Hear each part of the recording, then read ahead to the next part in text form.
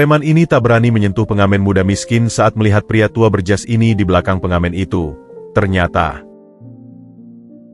Halo semuanya, selamat datang di channel Jejak Inspirasi. Semoga kalian dalam keadaan sehat dan bahagia ya. Sebelum masuk ke ceritanya jangan lupa absen kalian dari mana saja ya. Klik tombol subscribe agar tidak ketinggalan cerita menarik selanjutnya. Hembusan angin senja di terminal Kota Baru bukan angin biasa. Ia membawa debu, sisa aroma bensin, dan kepahitan yang tertelan dari ribuan mulut yang menghela napas lelah. Di balik tiang penyangga atap terminal yang bocor, di sudut yang becek karena tumpahan air teh dan oli, Usman menempatkan posisinya. Usianya baru 22 tahun, tetapi matanya sudah menyimpan kepasrahan yang lebih tua dari usianya. Di tangannya, tergenggam erat sebuah gitar akustik butut. Bodinya penuh dengan coretan nama-nama yang usang dan lakban penyambung retakan. Ia memakai kaos oblong lusuh berwarna pudar dan celana jeans yang sudah tipis di lutut. Kaki tak bersepatu itu, terlihat sekali tumitnya yang pecah-pecah. Tapi, suaranya adalah satu-satunya miliknya yang masih utuh dan berharga. Suara serak basah, penuh peluh, yang mengalunkan lagu-lagu pop lawas yang dibawakan dengan rasa yang berbeda. Dia menyanyikan Kerinduan, milik Ebiet G.A.D. Setiap kata terasa dicabut dari relung jiwanya sendiri. Kaleng bekas biskuit Romana di depannya, hanya terisi beberapa keping recehan 500 perak dan 1000-an. Tatapannya kosong, tidak benar-benar melihat pada orang-orang yang lalu lalang. Pikirannya melayang jauh ke sebuah rumah petakan kecil di pinggiran kota, di mana ibunya terbaring di atas dipan bambu. Batuk-batuk tak henti sejak ayahnya meninggal 3 tahun lalu. Ia juga memikirkan adik perempuannya, Salma, yang harus putus sekolah dan sekarang bekerja sebagai cuci piring di sebuah warung tenda, dengan upah yang tak seberapa. Hidup ini bagai terminal, Bunda, pikir Usman dalam hati sambil menatap kerumunan orang yang memburu bus. Semua orang singgah sebentar, lalu pergi menuju tujuannya masing-masing. Hanya aku yang seperti tersesat di sini, tidak tahu bus mana yang akan membawaku pulang. Seorang ibu dengan anak kecil melemparkan sekeping uang 2000 ke dalam kaleng. Keling! Suara itu membuyarkan lamunannya. Ia mengangguk sambil tersenyum tipis, lalu melanjutkan lagu. Senar nomor 3 pada gitarnya tiba-tiba putus dengan suara pet yang menyentak. Usman menghela napas. Itu adalah senar pengganti terakhirnya. Besok, ia harus mengamen dengan 5 senar saja, atau mengeluarkan sisa uang untuk obat ibunya demi membeli senar baru. Dia memutuskan untuk menyanyikan satu lagu terakhir, lagu yang selalu dinyanyikan ayahnya dulu, untuk kita renungkan. Suaranya semakin lirih, penuh kerinduan. Beberapa calon penumpang yang sedang menunggu sempat melirik, ada yang berhenti sejenak sebelum akhirnya melanjutkan langkah, terbawa arus kepulangan. Kalengnya masih terasa ringan. Mungkin hanya cukup untuk membeli nasi bungkus dan sebungkus kecil obat batuk di kios. Saat nada terakhir mengudara dan matanya mulai berkaca-kaca karena memori, bayangan besar menghalangi cahaya lampu terminal yang mulai menyala. Usman mengangkat kepala. 3 sosok dengan postur kekar dan wajah yang tak ramah sudah berdiri mengelilinginya. Yang di depan, paling besar, adalah Toha. Bekas luka di alisnya tampak lebih jelas di bawah cahaya kunang-kunang. Toha tersenyum, tapi senyumnya tak sampai ke mata. Lagu sedih banget, Dago. Bikin orang jadi nggak semangat pulang. Katanya, suaranya parau karena rokok. Usman menelan ludah. Habis mau pulang juga, Kang. Pulang? Setorannya dulu buat 3 hari nggak bayar. Sergah Toha, mendekat. Bau rokok dan keringat menyengat. Maaf, Kang Toha. Ibu sakit. Jadi uangnya buat beli obat. Besok aku bayar. Pinta Usman, suaranya gemetar. Besok lagi. Hardik salah satu anak buah Toha. Kita juga butuh makan. Dago, lu pikir kita ini badan amal? Toha tak banyak bicara. Dengan gerakan cepat, ia menyepak kaleng bekas biskuit itu hingga terlempar. Kepingan uang logam dan beberapa lembar uang kertas berhamburan di lantai kotor. Sebagian jatuh ke selokan kecil di dekatnya. Ambil tuh duit lo, kata Toha dengan sinis. Usman merangkak, berusaha mengumpulkan kembali rezekinya yang berceceran. Air matanya sudah di pinggir kelopak. Bukan karena takut dipukul, tapi karena kepahitan dan rasa tak berdaya yang membelit dada. Saat ia mencoba memungut lembaran 2000-an yang sudah basah, sepatu bot Toha menginjak jarinya. "Sakit, Kang!" teriak Usman. "Yang sakit itu perut gue karena lu nggak bayar." Toha membungkuk, menarik kerah baju Usman dengan kasar. Nafasnya berbau petai. "Gue kasih tahu, Dago, kalau besok masih nggak ada setoran, gue yang akan jadi obat buat lo. Obat patah tulang." Di sekeliling mereka, kerumunan seperti membeku. Beberapa sopir bus pura-pura sibuk memeriksa mesin. Penjaga kios menunduk menghitung dagangan. Tak ada yang mau mencampuri urusan preman terminal. Usman memejamkan mata, bersiap menerima hantaman pertama. Tubuhnya menciut, mentalnya sudah lebih dulu remuk. Namun, pukulan itu tak kunjung datang. Yang datang adalah keheningan yang tiba-tiba. Cengkeraman di kerah bajunya mengendur dan akhirnya lepas. Usman membuka mata. Ia melihat ekspresi aneh di wajah Toha. Wajah kasar itu kini pucat, mulutnya sedikit terbuka, tatapannya terpaku pada sesuatu di belakang Usman. Kedua anak buahnya bahkan sudah mundur 2 langkah. Wajah mereka berbinar dengan ketakutan yang nyata, seperti melihat hantu. Usman, dengan jantung berdebar kencang, perlahan menoleh ke belakang. Dan di sana, berdiri seorang pria tua. Ketegangan di udara terminal itu terasa seperti kaca yang siap pecah. Wajah Toha, yang sedetik sebelumnya penuh dengan amukan dan ancaman, kini beku dalam ekspresi campuran antara ketakutan, ketidakpercayaan, dan rasa hormat yang terpaksa. Bekas lukanya di alis berkedut seakan ikut merasakan kejanggalan situasi. "Pak, Haji," gumam Toha, suaranya tiba-tiba kecil dan serak, jauh berbeda dari geramnya tadi. Tangannya yang masih setengah terkepal untuk memukul Usman, perlahan-lahan diturunkannya. Tubuhnya yang kekar itu tampak menciut, seperti balon yang bocor angin. Anak buahnya, si Jangkung dan si Botak, sudah lebih dulu mengambil sikap diam. Jangkung bahkan tanpa sadar meluruskan bajunya yang kusut, sementara Botak menelan ludah dengan keras, matanya berkedip-kedip cepat. Mereka bukan hanya mengenal siapa pria tua itu. Mereka mengetahui lebih dari sekadar reputasi. Mereka tahu konsekuensi dari membuatnya tidak senang. Haji Marlan tidak segera mengucapkan sepatah kata pun. Ia hanya berdiri, tenang seperti batu karang di tengah riuh terminal. Jas hitamnya yang rapi tak secoret pun noda debu. Tongkat kayu hitam berukir itu ditancapkan perlahan di lantai. Kedua tangannya bertumpu di atasnya. Tatapannya, yang tajam dan berwarna abu-abu seperti baja tua, menyapu dari Toha ke anak buahnya, lalu ke Usman yang masih terduduk tak berdaya di lantai, dengan recehan tercecer di sekelilingnya. Detik-detik itu terasa sangat panjang bagi Usman. Ia bisa mendengar dengungan lampu neon yang baru saja dinyalakan, derit roda troli bagasi, dan bahkan debaran jantungnya sendiri yang berdegup kencang di telinganya. Ia menatap pria tua itu, Haji Marlan. Wajahnya berkerut oleh usia dan mungkin oleh beban memori, tetapi ada kewibawaan alami yang memancar darinya, sesuatu yang tak bisa dibeli atau dipalsukan. Kewibawaan yang membuat preman seperti Toha pun bergetar. Akhirnya, Haji Marlan berbicara, bukan kepada Usman, melainkan langsung kepada Toha. Suaranya rendah, datar, tapi memotong segala kebisingan di terminal.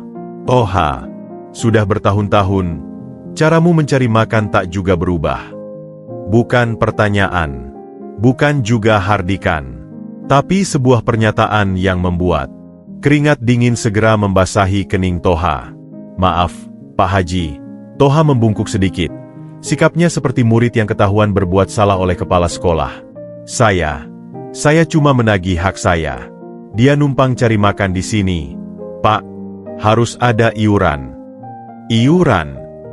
Haji Marlan mengulangi kata itu, matanya menyipit. "Atas nama siapa? Aturan terminal mana yang memberi kau hak untuk memeras anak muda yang cari makan dengan suaranya?" Terdengar suara tawa kecil dari seorang sopir bus tua dari kejauhan yang langsung diredam. Toha semakin malu dan panik. Dia nggak bayar 3 hari. "Pak, kami juga butuh hidup," beralas Toha, tapi argumennya terdengar lemah dan cengeng. Haji Marlan mengalihkan pandangannya ke Usman, lalu ke gitar tua yang tergeletak dengan senar putus, dan akhirnya ke kaleng biskuit yang penyok. Ia menghela napas pelan, Napas yang terdengar seperti letih pada dunia. Kau melihatnya, Toha? Katanya. Suaranya sedikit lebih lembut, tapi justru lebih menusuk. Kau lihat gitarnya? Kau lihat bajunya? Kau lihat recehan yang kau sebar itu? Apa yang ada padanya yang kau pikir bisa kau peras lebih lagi? Nyawanya. Toha tak bisa menjawab. Ia hanya menunduk. Kau dan rekan-rekan MU, lanjut Haji Marlan. Kata rekan-rekan diucapkan dengan nada sinis. Sudah menjadikan ketakutan orang kecil sebagai komoditas. Itu bukan kekuatan, Toha. Itu pengecut. Kata terakhir itu seperti tamparan. Toha mengepalkan tangannya. Mungkin karena harga dirinya tersentil, tetapi ia tidak berani mengangkat kepala. Haji Marlan mengambil satu langkah maju. Kedua pengawalnya yang diam di belakangnya, dua pria dengan postur tegap dan wajah tanpa ekspresi, mengikutinya dengan gesit, menjaga jarak yang sempurna. Pria tua itu berhenti tepat di depan Toha, memandangnya dari atas. Ada seorang pemuda seusia dia dulu, kata Haji Marlan, tiba-tiba bercerita, suaranya jauh. Juga punya mimpi, juga miskin, juga sering ditindas. Satu-satunya modalnya adalah keberanian dan suara hati. Kau tahu apa yang terjadi padanya? Toha menggeleng, masih tak berani menatap. Dia punya pilihan, jawab Haji Marlan sendiri. Menjadi seperti kalian, atau menjadi orang yang melindungi orang lain dari kalian. Dia memilih yang kedua. Dan pilihan itu membawanya pada tanggung jawab yang lebih besar daripada sekadar menakut-nakuti pengamen. Ia membungkuk, tidak pada Toha, tetapi memungut gitar Usman dengan gerakan penuh hormat, seolah-olah itu adalah benda berharga. Ia menyerahkan gitar itu pada Usman, yang masih terduduk bingung. Bangunlah, nak, katanya pada Usman, dan untuk pertama kalinya, nada suaranya terasa hangat. Usman bangkit dengan limbung, memeluk gitarnya erat. Haji Marlan kini kembali pada Toha. Pergilah, dan ingat baik-baik wajah pemuda ini. Jika kau atau siapapun yang kau kenal menyentuh satu helai rambutnya lagi, atau mengganggu rezekinya, maka urusanmu bukan lagi soal terminal ini. Urusanmu akan menjadi urusanku. Dan aku sudah terlalu tua untuk berurusan dengan hal-hal remeh. Kau mengerti? Terdengar ancaman yang sangat jelas di balik kata-kata yang tenang itu. Ancaman yang disampaikan bukan dengan teriakan, tapi dengan keyakinan mutlak. Toha mengangguk cepat, seperti mesin. Mengerti, Pak Haji? Sangat mengerti. Saya mohon maaf. Kami pergi sekarang. Tanpa menunggu perintah lagi, Toha memberi isyarat pada kedua anak buahnya. Mereka berbalik dan berjalan cepat, hampir berlari, menyusuri tepi terminal dan menghilang di balik gerombolan bus. Seperti mimpi buruk yang tiba-tiba sirna. Tapi bagi Usman, mimpi yang lebih aneh justru baru saja dimulai. Ia berdiri sendirian di hadapan pria tua berjas itu, dengan tubuh masih gemetar, hati penuh tanya, dan kaleng recahannya yang kosong. Senja telah benar-benar berganti malam, dan lampu terminal menerangi wajah Haji Marlan yang penuh teka-teki. Pak, siapa Bapak? Akhirnya Usman berani bertanya, suaranya lirih. Haji Marlan tersenyum tipis. Senyum itu mengerutkan sudut matanya, namun tidak menghilangkan kesan ketajamannya. Aku adalah seseorang yang berhutang pada kakekmu, nak. Dan hutang itu baru akan lunas jika aku melihatmu tidak lagi duduk di lantai kotor terminal, mengumpulkan recehan dengan air mata. Ia mengeluarkan sesuatu dari saku jasnya.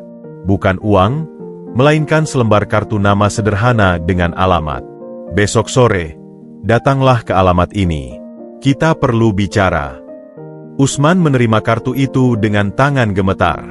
Sebelum ia bisa bertanya lagi, Haji Marlan sudah berpaling dan berjalan pergi dengan langkah pasti, dikawal oleh dua pengawalnya yang bisu.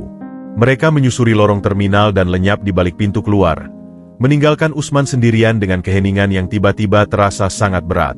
Ia menatap kartu di tangannya.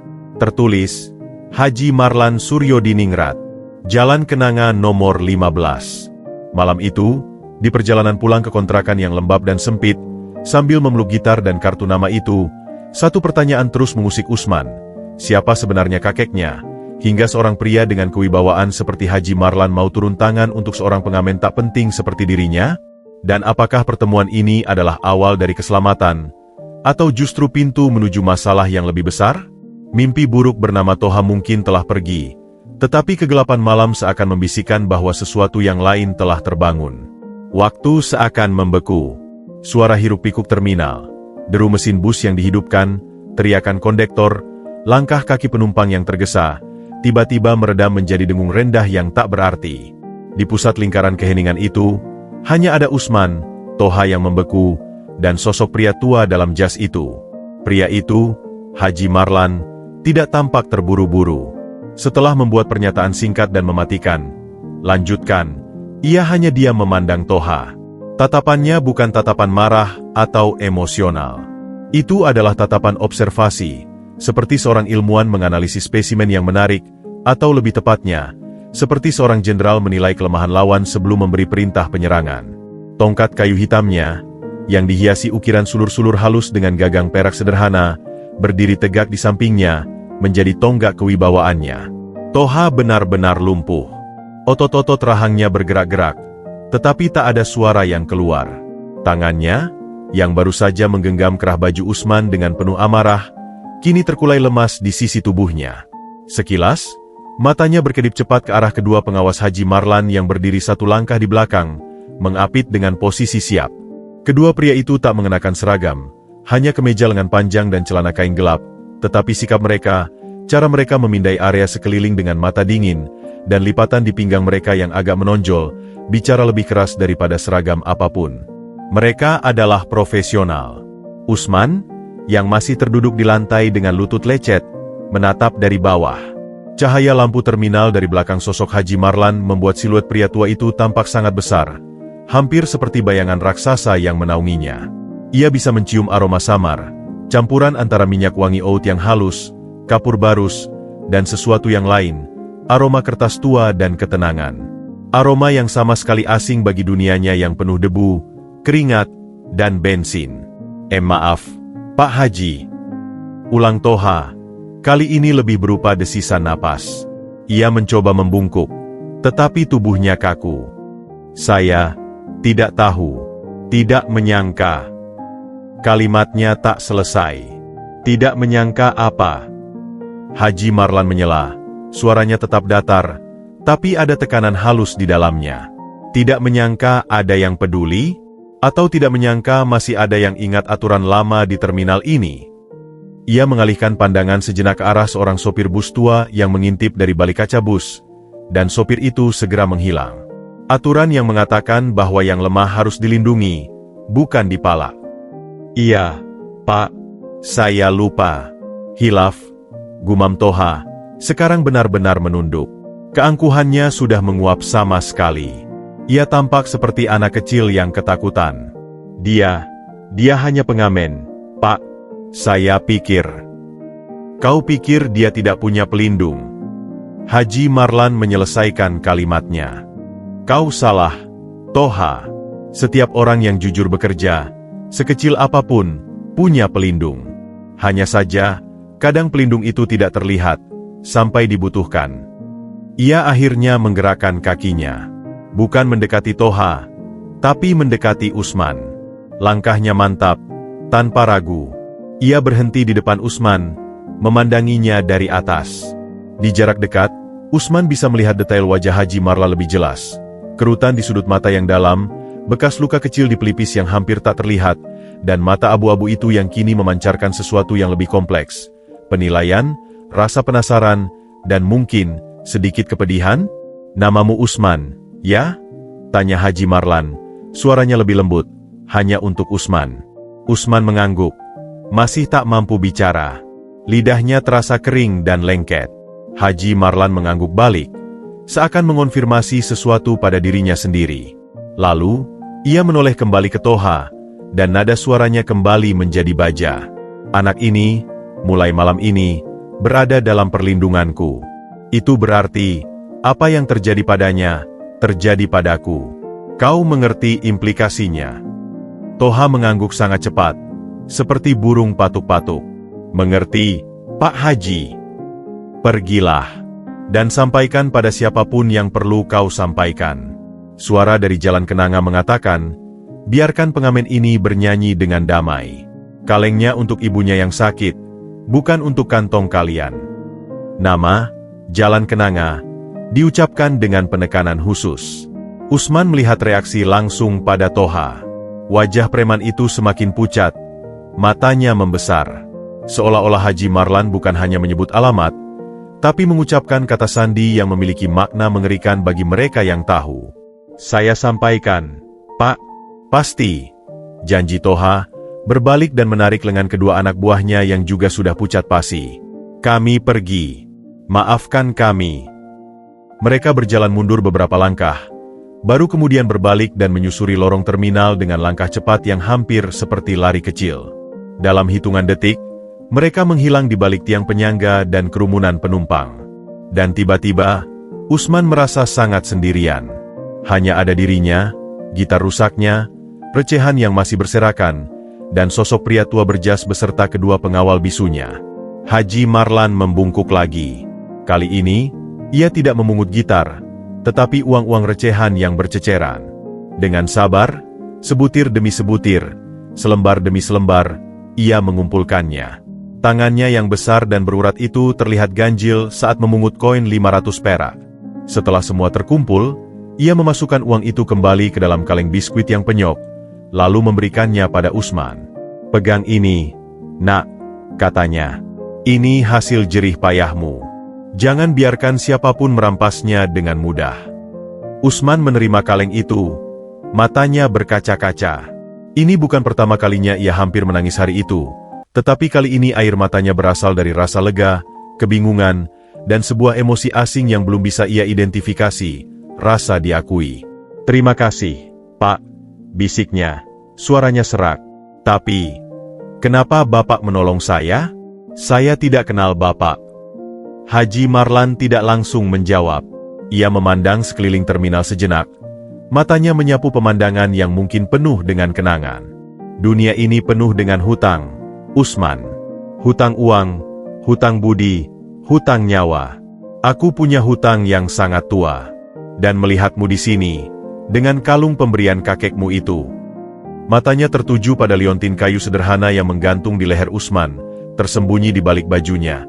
Sepertinya waktunya telah tiba untuk mulai melunasinya. Usman refleks memegang liontin bulan sabit itu. Sebuah pemberian kakeknya yang ia pakai sejak kecil, lebih karena sentimental daripada keyakinan akan nilai harganya. Kakek saya? Tanya Usman, bingung. Kakeknya hanyalah seorang pensiunan tentara rendahan yang hidup sederhana sampai akhir hayatnya. Besok, ucap Haji Marlan, memotong tanyaannya. Dari saku jas dalamnya, ia mengeluarkan bukan kartu nama, melainkan selembar kertas halus yang dilipat rapi, dan sebuah amplop putih tebal. Ia menyerahkan keduanya kepada Usman. Di kertas itu ada alamatku. Datanglah besok sore, jam 5. Di amplop ini, untuk obat ibumu, dan untuk memperbaiki senarmu. Jangan ditolak. Ini bagian dari hutangku. Usman menerimanya dengan tangan gemetar. Amplop itu terasa padat. Tapi, Pak, saya tidak pantas. Bukan soal pantas atau tidak, sahut Haji Marlan. Ini tentang menepati janji. Janji pada sahabat seperjuangan. Ia menepuk bahu Usman sekali, sebuah sentuhan yang kuat dan hangat sekaligus. Pulanglah sekarang. Jaga dirimu. Dan besok, kita akan bicara banyak. Tanpa menunggu respons lebih lanjut, Haji Marlan berbalik. Kedua pengawalnya segera membuka jalan di depannya. Pria tua itu berjalan menjauh. Tongkatnya berdetak pelan di lantai keramik terminal. Tok, tok, tok. Suara itu menghilang perlahan, menyatu dengan kebisingan terminal yang mulai kembali normal, seolah-olah intervensi dramatis itu tak pernah terjadi. Usman tetap duduk di lantainya untuk beberapa saat, memeluk kaleng, amplop, dan gitarnya. Malam telah benar-benar jatuh. Lampu-lampu neon membuat bayangannya memanjang. Ia merasa seperti baru saja tersedot ke dalam pusaran air yang aneh, dan kini terdampar di pantai yang asing. Siapa Haji Marlan? Hutang apa yang dimaksud? Dan apa hubungannya dengan kakeknya? Seorang pensiunan tentara biasa? Satu hal yang ia tahu, malam itu, nasibnya telah berbelok ke arah yang sama sekali tak terduga.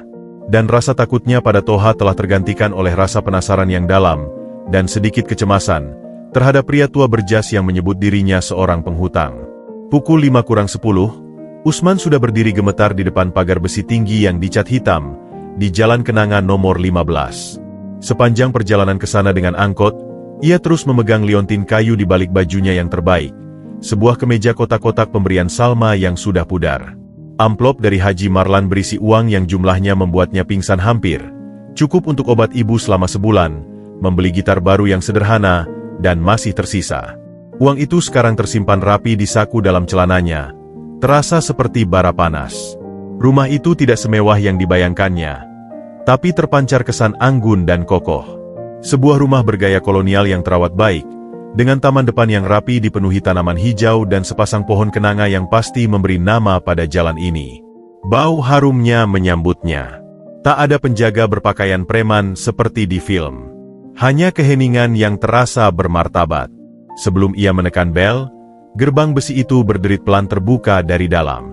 Seorang lelaki parubaya dengan kemeja putih dan celana hitam rapi, salah satu dari kedua pengawal kemarin, menyapanya dengan anggukan singkat. "Mas Usman, silakan masuk. Bapak Haji sudah menunggu di perpustakaan." Usman diantar melewati jalan setapak batu kali, melintasi taman yang sunyi, dan masuk ke dalam rumah. Interiornya sejuk, dipenuhi kayu jati tua dan rak-rak buku. Tidak ada pernak-pernik emas atau kristal yang mencolok, hanya lukisan-lukisan lanskape dan kaligrafi.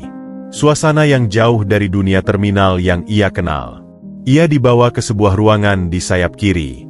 2 daun pintu kayu besar terbuka, memperlihatkan sebuah perpustakaan pribadi yang mengesankan.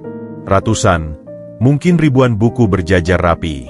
Di tengah ruangan, di belakang meja tulis besar yang juga dari kayu jati, duduk Haji Marlan. Kali ini ia tidak memakai jas, hanya kemeja lengan panjang putih dan sarung sutra. Kacamata baca berada di ujung hidungnya, dan ia sedang memeriksa sebuah buku tua. "Silakan duduk, Usman," ucapnya tanpa mengangkat kepala, sambil menunjuk pada kursi di seberang meja. Usman duduk dengan kaku, meletakkan tas kain yang berisi gitar lamanya di lantai. Ia tak tahu harus meletakkan tangan di mana. Haji Marlan menutup bukunya dengan perlahan, melepas kacamatanya, dan memandang Usman.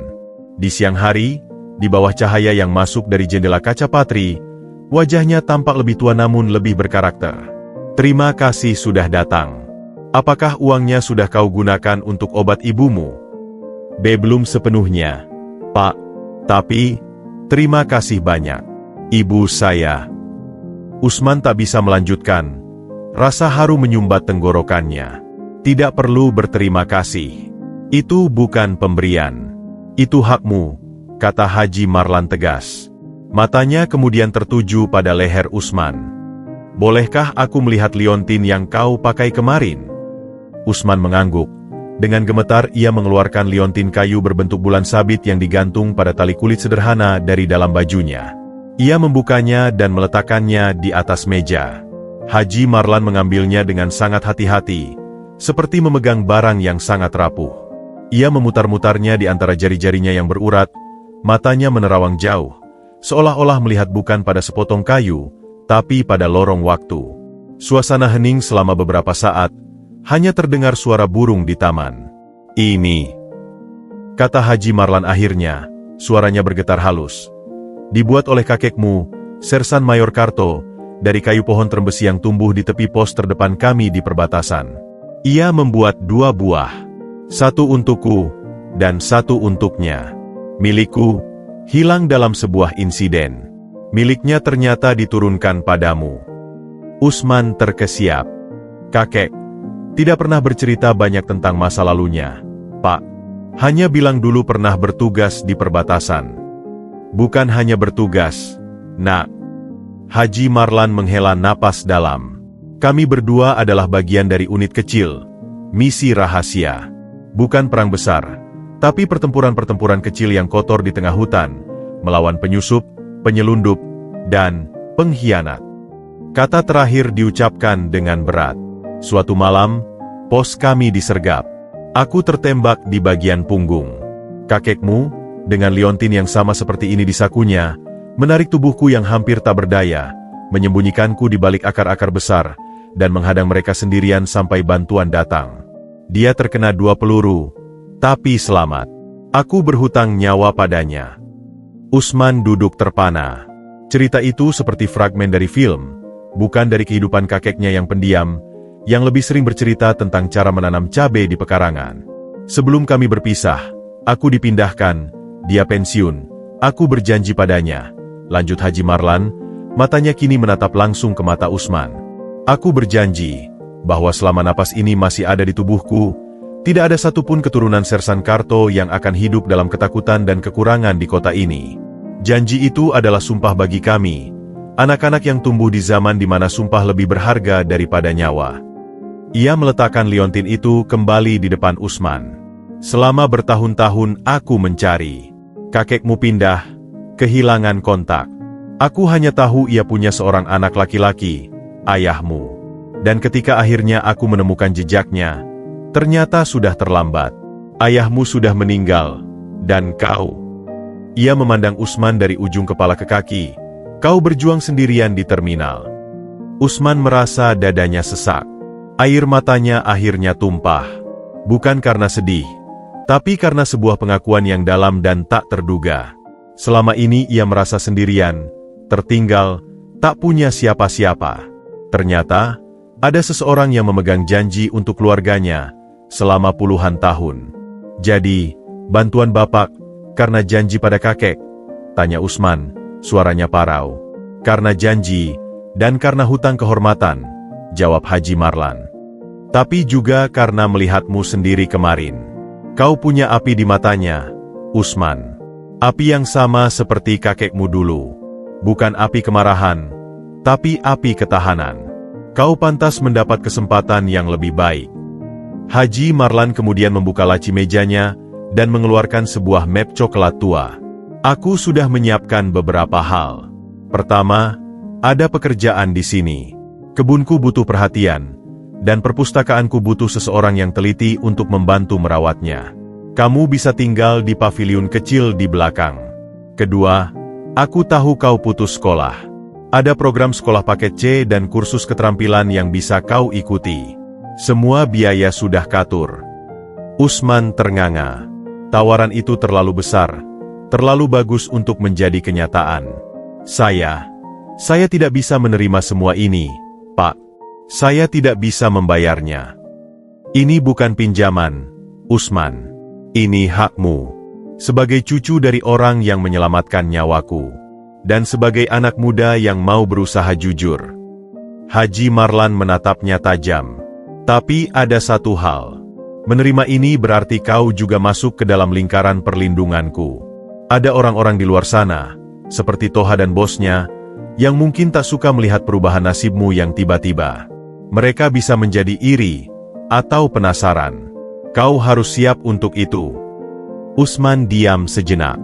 Pikirannya berputar pada ibunya yang sakit, pada Salma yang bekerja keras, pada hidupnya yang stagnan di terminal.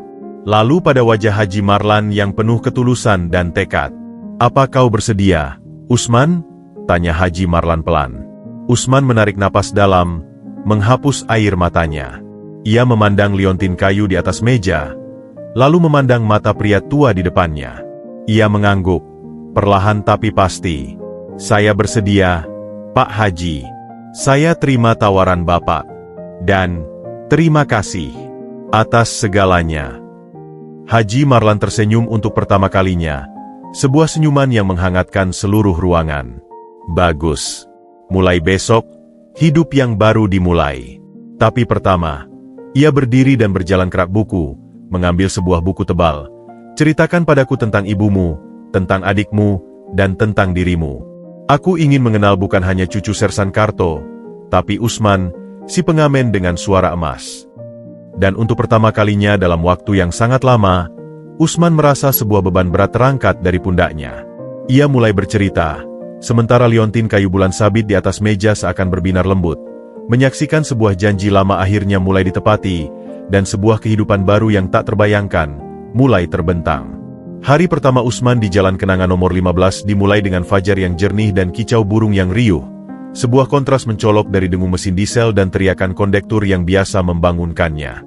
Ia terbaring di atas kasur baru, benar-benar baru, masih berbau kapuk dan kain, di dalam paviliun kecil bercat putih di belakang rumah utama. Ruangan itu sederhana. Satu tempat tidur, meja tulis, lemari kayu, dan sebuah jendela besar yang menghadap ke kebun. Bagi Usman, ini selayaknya istana. Malam sebelumnya, setelah percakapan panjang di perpustakaan, Haji Marlan mempersilakannya membawa adiknya, Salma, untuk tinggal bersama. Rumah ini terlalu besar untuk seorang tua seperti aku dan beberapa pelayan, katanya. Kedatangan kalian akan menghidupkannya. Usman masih tak percaya dengan segala kemurahan hati ini. Pukul 6 pagi, setelah sholat subuh di musala kecil di dalam rumah, ia bertemu dengan Mbah Joko, tukang kebun senior yang sudah puluhan tahun bekerja untuk keluarga Marlan. Mbah Joko, lelaki tua berperawakan kecil dengan kulit terbakar matahari dan senyum yang hangat, langsung menerima Usman seperti cucu sendiri. "Jadi kau cucunya Sersan Karto?" tanya Mbah Joko sambil membagikan cangkul dan gunting taman. Bapak Haji sering cerita tentang dia. Orangnya teguh, keras, tapi hatinya selembut sutra. Mirip kayaknya sama kau, dari sorot matanya. Usman tersenyum malu-malu. Ia diajak berkeliling kebun seluas hampir setengah hektar itu. Ada area tanaman hias yang tertata rapi seperti di gambar majalah, kebun sayur organik dengan tomat, cabai, dan terong yang ranum, serta sebuah sudut dengan pohon-pohon buah, jambu, sawo, dan rambutan. Ada kolam ikan koi kecil dengan air jernih yang memantulkan langit. "Tugas kita menjaga semua ini tetap hidup dan tertib," kata Mbah Joko. "Bapak Haji suka sekali melihat hal-hal yang tumbuh," katanya. Itu mengingatkannya pada harapan. Usman mengangguk, menyerap setiap kata. Kerja fisik di kebun ternyata melelahkan tapi menyenangkan. Keringat yang ia keluarkan terasa berbeda.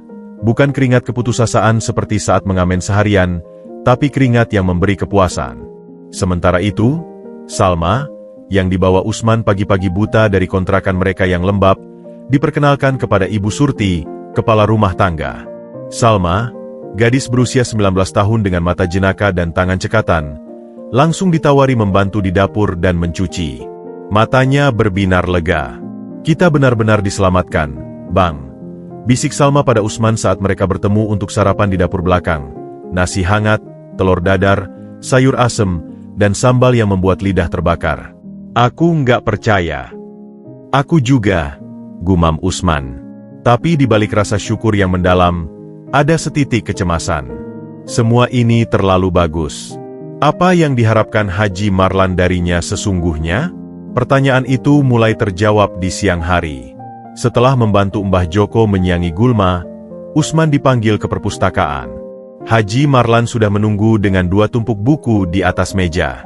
"Kerja di kebun adalah untuk menenangkan pikiran dan menguatkan tubuh," ucap Haji Marlan. "Tapi pikiran juga harus diasah. Kau bilang ingin lanjutkan sekolah."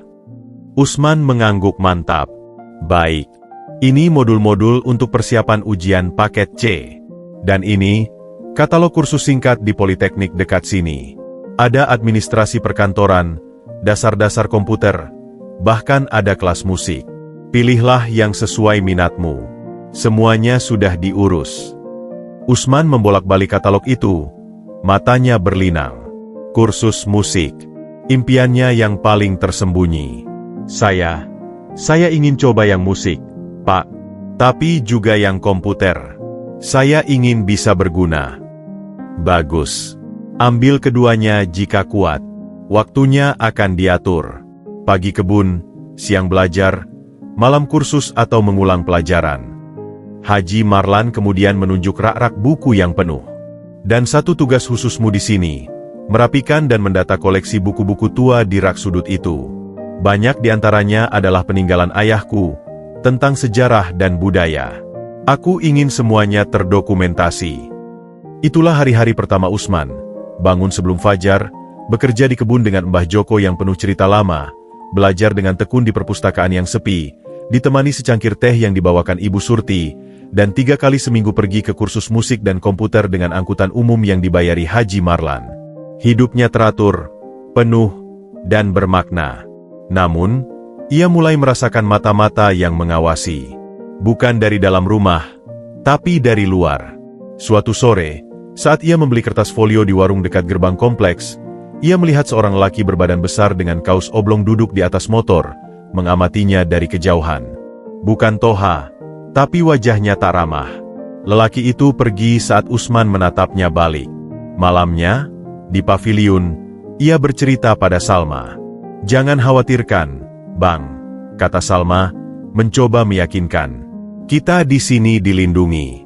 Lihat saja, Mbah Joko saja cerita dulu dia prajurit. Dan kedua om yang jaga Bapak Haji itu, mereka bukan pengawal biasa." Usman tahu itu. Kedua pengawal Haji Marlan, yang ia tahu namanya, Pak Didi dan Pak Anton, terlalu kalem dan waspada untuk sekadar satpam. Mereka seperti belati dalam sarung. Kehadiran mereka, dan pagar tinggi, serta suasana rumah yang terisolasi dari keramaian, memberinya rasa aman sekaligus mengingatkannya bahwa perlindungan ini datang dengan sebuah konteks, masa lalu Haji Marlan yang gelap dan mungkin berbahaya. Hari berganti minggu. Usman mulai mahir merawat anturium, membuat spreadsheet sederhana di komputer, dan bahkan diajari teori musik oleh guru kursusnya yang sabar. Di perpustakaan, sambil mendata buku-buku tua, ia menemukan hal-hal menarik. Buku-buku tentang taktik gerilya, sejarah lokal masa kolonial, dan bahkan beberapa buku beraksara Jawa kuno. Ia merasa seperti mengupas lapisan demi lapisan dari pria tua yang menjadi pelindungnya. Suatu hari, saat ia membersihkan debu di rak paling tinggi, sebuah buku tebal terjatuh. Dari sela-sela halamannya, melayang keluar selembar foto hitam putih. Usman memungutnya. Foto itu menunjukkan sekelompok 5 orang muda berpakaian safari, berdiri di depan sebuah pos kayu di tengah hutan. Salah satunya jelas adalah Haji Marlan yang jauh lebih muda, dengan senyap percaya diri. Di sampingnya, dengan tangan melingkar di bahu Haji Marlan, berdiri seorang lelaki tegap dengan kumis lebat dan mata yang teduh tapi tajam. Di lehernya, terlihat samar-samar liontin berbentuk bulan sabit. "Kakek," pikir Usman, jantungnya berdebar kencang. Di balik foto itu, tertulis coretan tinta yang sudah memudar. Gerak cepat, pos 772. Bersama Karto, mata dan pelindungku. Usman menyimpan foto itu dengan hati-hati di saku bajunya. Perasaan campur aduk membanjiri dirinya. Ini bukan lagi sekadar cerita. Ini bukti. Ikatan antara kakeknya dan Haji Marlan nyata, dalam, dan dibentuk dalam api pengorbanan. Langkah pertamanya di Jalan Kenanga bukan hanya berpindah tempat tinggal. Ia melangkah masuk ke dalam sebuah warisan, ke dalam sebuah janji yang masih hidup, dan ke dalam sebuah misteri yang perlahan-lahan mulai membuka diri. Dan di balik kedamaian pagi yang penuh kicau burung dan kesibukan belajar, Usman mulai merasakan getaran halus, seperti gemuruh jauh dari gunung yang tak terlihat, bahwa kehidupan barunya ini mungkin akan membawanya lebih dalam ke dalam dunia yang bahkan tidak pernah ia bayangkan saat masih mengamen di terminal. Kehadiran Usman di Jalan Kenanga nomor 15 tidak luput dari sepasang mata yang mengamati dengan perasaan tidak suka yang kian hari kian mengkristal. Dia adalah Hendra, satu-satunya cucu Haji Marlan, anak dari putri sulung almarhumah yang sudah tiada. Usianya 28, berpendidikan tinggi dari luar negeri, dan sedang merintis bisnis properti yang ambisius, Grand Naga Development. Bagi Hendra, rumah kakeknya bukan hanya rumah tinggal. Itu adalah simbol, pusat gravitasi, dan, yang paling penting, aset masa depan. Sebuah rumah kolonial besar di tengah lahan luas di Jalan Kenanga, daerah yang semakin premium, adalah harta karun yang tak ternilai. Ia telah lama menganggap dirinya sebagai pewaris tunggal yang sah, pengisi kekosongan setelah ayahnya, putra Haji Marlan, meninggal muda. Kehadiran Haji Marlan yang semakin sepuh, hanya memperkuat perhitungannya tentang masa depan. Maka, ketika Usman dan Salma tiba-tiba muncul, disambut dengan tangan terbuka, dan bahkan diberi tempat tinggal serta masa depan, bagi Hendra itu adalah sebuah penghinaan dan ancaman langsung. Pertemuan pertama mereka terjadi di hari Minggu siang, 10 hari setelah Usman pindah. Hendra datang dengan mobil SUV mewahnya, seperti biasa, tanpa pemberitahuan. Ia menemukan Usman di perpustakaan, sedang dengan hati-hati mencatat judul-judul buku tua di sebuah buku besar. "Jadi, kau yang baru," ucap Hendra dari pintu, suaranya datar, tanpa senyum. Usman menoleh, terkejut.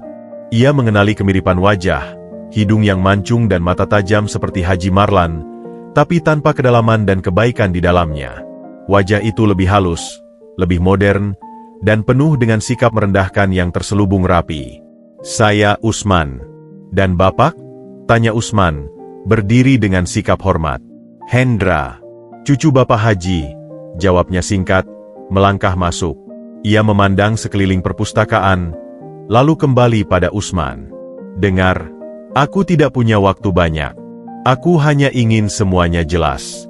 Kau dan adikmu ada di sini karena kebaikan hati kakekku yang mungkin sedang terkenang masa lalu.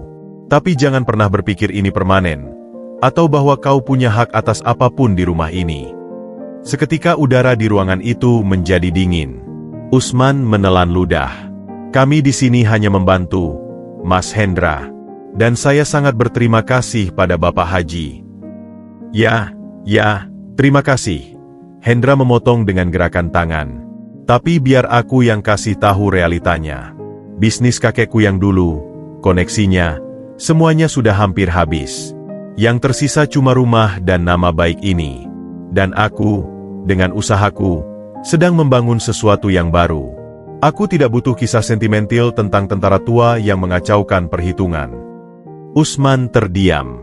Kata-kata itu menusuk. Ia merasa seperti penyusup. "Kau tahu berapa nilai tanah ini?" tanya Hendra, mendekat. "Per meter perseginya? Dengan proyek mixed use yang aku rencanakan, apartemen, mall kecil, ini bisa jadi pundi-pundi yang tidak akan habis untuk 7 turunan. Tapi semua itu butuh keputusan yang rasional, bukan emosional." "Apa maksud Mas Hendra?" tanya Usman pelan. "Maksudku, jangan terlalu nyaman. Jangan buat kakekku semakin terikat. Lakukan pekerjaanmu, terima belas kasihnya, lalu pergi ketika waktunya tiba. Paham?" Hendra menatapnya tajam. "Aku tidak ingin ada orang luar yang tiba-tiba merasa punya klaim, hanya karena sebuah liontin kayu usang dan cerita heroik yang sudah berdebu." Sebelum Usman sempat membalas, langkah kaki terdengar dari lorong. Haji Marlan muncul di pintu. Wajahnya berkerut melihat cucunya. "Hendra, kau sudah datang. Kenapa tidak memberitahu?" "Hanya ingin mengejutkan, Kek," kata Hendra, seketika berubah menjadi ramah, meski senyumnya tetap kaku. "Dan berkenalan dengan bantuan baru Kek." Haji Marlan memandang kedua pemuda itu. Matanya yang tajam sepertinya bisa membaca ketegangan yang baru saja terjadi. "Usman adalah tamu kehormatan kita. Cucu dari sahabat terbaikku. Bukan sekadar bantuan." "Tentu, Kek. Aku tahu," sahut Hendra cepat. "Hanya saja, kadang orang bisa salah paham dengan kebaikan. Aku tidak ingin dia terbebani dengan harapan yang tidak realistis." Pandangannya ke Usman penuh arti. "Harapanku satu," kata Haji Marlan, suaranya tegas. "Kalian berdua bisa saling menghormati. Usman adalah bagian dari keluarga kita sekarang, Hendra. Ingat itu." Hendra mengangguk, tapi cahaya di matanya menunjukkan hal sebaliknya. "Tentu, Kek. Sekarang izinkan aku. Ada beberapa dokumen yang ingin kubicarakan dengan Kek soal izin lahan di proyek baru." Hendra membimbing Haji Marlan keluar dari perpustakaan, meninggalkan Usman sendirian dengan perasaan campur aduk. Kata-kata Hendra seperti racun yang merayap di pikirannya. Jangan terlalu nyaman, orang luar, klaim. Malam itu, saat ia bercerita pada Salma di paviliun, adiknya menghela napas. Dia cuma takut kehilangan warisannya. Bang, orang kaya gitu, kadang hartanya lebih penting dari keluarga sendiri. Tapi dia benar, Sal. Kita memang orang luar. Semua ini bisa hilang sewaktu-waktu. Usman memandang ke jendela, ke arah rumah utama yang diterangi lampu temaram. Bang, kata Salma, memegang tangannya. Bapak Haji bilang kita keluarga. Dia orang yang pegang janji. Selama kita jujur dan bersyukur, nggak usah takut sama omongan orang. Tapi, dia menatap serius. Kita juga harus hati-hati. Orang seperti Mas Hendra itu bisa licik. Hati-hati. Itu yang kemudian Usman lakukan. Ia menghindari kontak dengan Hendra. Jika Hendra datang, ia memilih tetap di kebun atau di paviliun. Namun, penghindaran itu tidak menghentikan Hendra untuk terus mengamati dan diam-diam menyelidiki. Suatu hari, saat Haji Marlan pergi ke pengajian, Hendra mendatangi Usman yang sedang menyiangi rumput di kebun sayur. "Usman, ada waktu sebentar?" tanyanya, kali ini dengan nada yang lebih halus, tapi tetap terasa dipaksakan. Usman mengangguk, berdiri sambil membersihkan tanah di tangannya. "Aku mungkin agak keras waktu itu," ucap Hendra, berpura-pura murah hati. "Tapi kau harus mengerti posisiku. Bisnis properti sedang sulit, persaingan ketat, dan ada pihak-pihak yang tidak suka dengan perkembangan kita. Mereka bisa memanfaatkan kelemahan." Termasuk, ia menatap Usman, dengan mendekati orang-orang di sekitar kakek untuk mendapatkan informasi, atau membuat skandal. Usman mengerutkan kening. "Saya tidak mengerti, Mas. Kakek punya masa lalu yang kompleks, Usman. Bukan semua ceritanya indah. Ada musuh, ada persaingan lama. Kehadiranmu yang tiba-tiba, dengan latar belakang yang sederhana, bisa dijadikan alat oleh musuh-musuhnya untuk menyerang reputasinya. Coba pikir, jika media tahu seorang pensiunan jenderal yang dihormati memelihara mantan pengamen miskin di rumahnya, apa yang akan mereka tulis? Eksploitasi, pencerahan palsu? Itu akan merusak segalanya." Usman merasa ditampar. Ia tak pernah memandang dirinya sebagai beban atau alat. Tapi kata-kata Hendra menusuk tepat pada ketakutannya yang terdalam, bahwa ia tidak pantas, dan bahwa kehadirannya bisa membawa masalah. "Jadi, apa yang harus saya lakukan?" tanya Usman, suaranya kecil. "Bersikap rendah hati. Jangan menonjol. Dan mungkin, perlahan-lahan mempersiapkan diri untuk mandiri. Aku bisa membantumu cari kontrakan kecil, bahkan kerja di salah satu proyekku. Dengan begitu, kau tidak bergantung pada kakek, dan kau tidak jadi sasaran empuk bagi orang-orang yang ingin menjatuhkan dia." Tawaran itu terdengar masuk akal, bahkan mulia. Tapi sesuatu di balik mata Hendra yang licik membuat Usman tak yakin. Ia teringat pada pesan Haji Marlan tentang lingkaran perlindungan dan ancaman dari luar. Apakah Hendra benar-benar ingin melindungi sang kakek, atau justru ingin menjauhkan Usman darinya?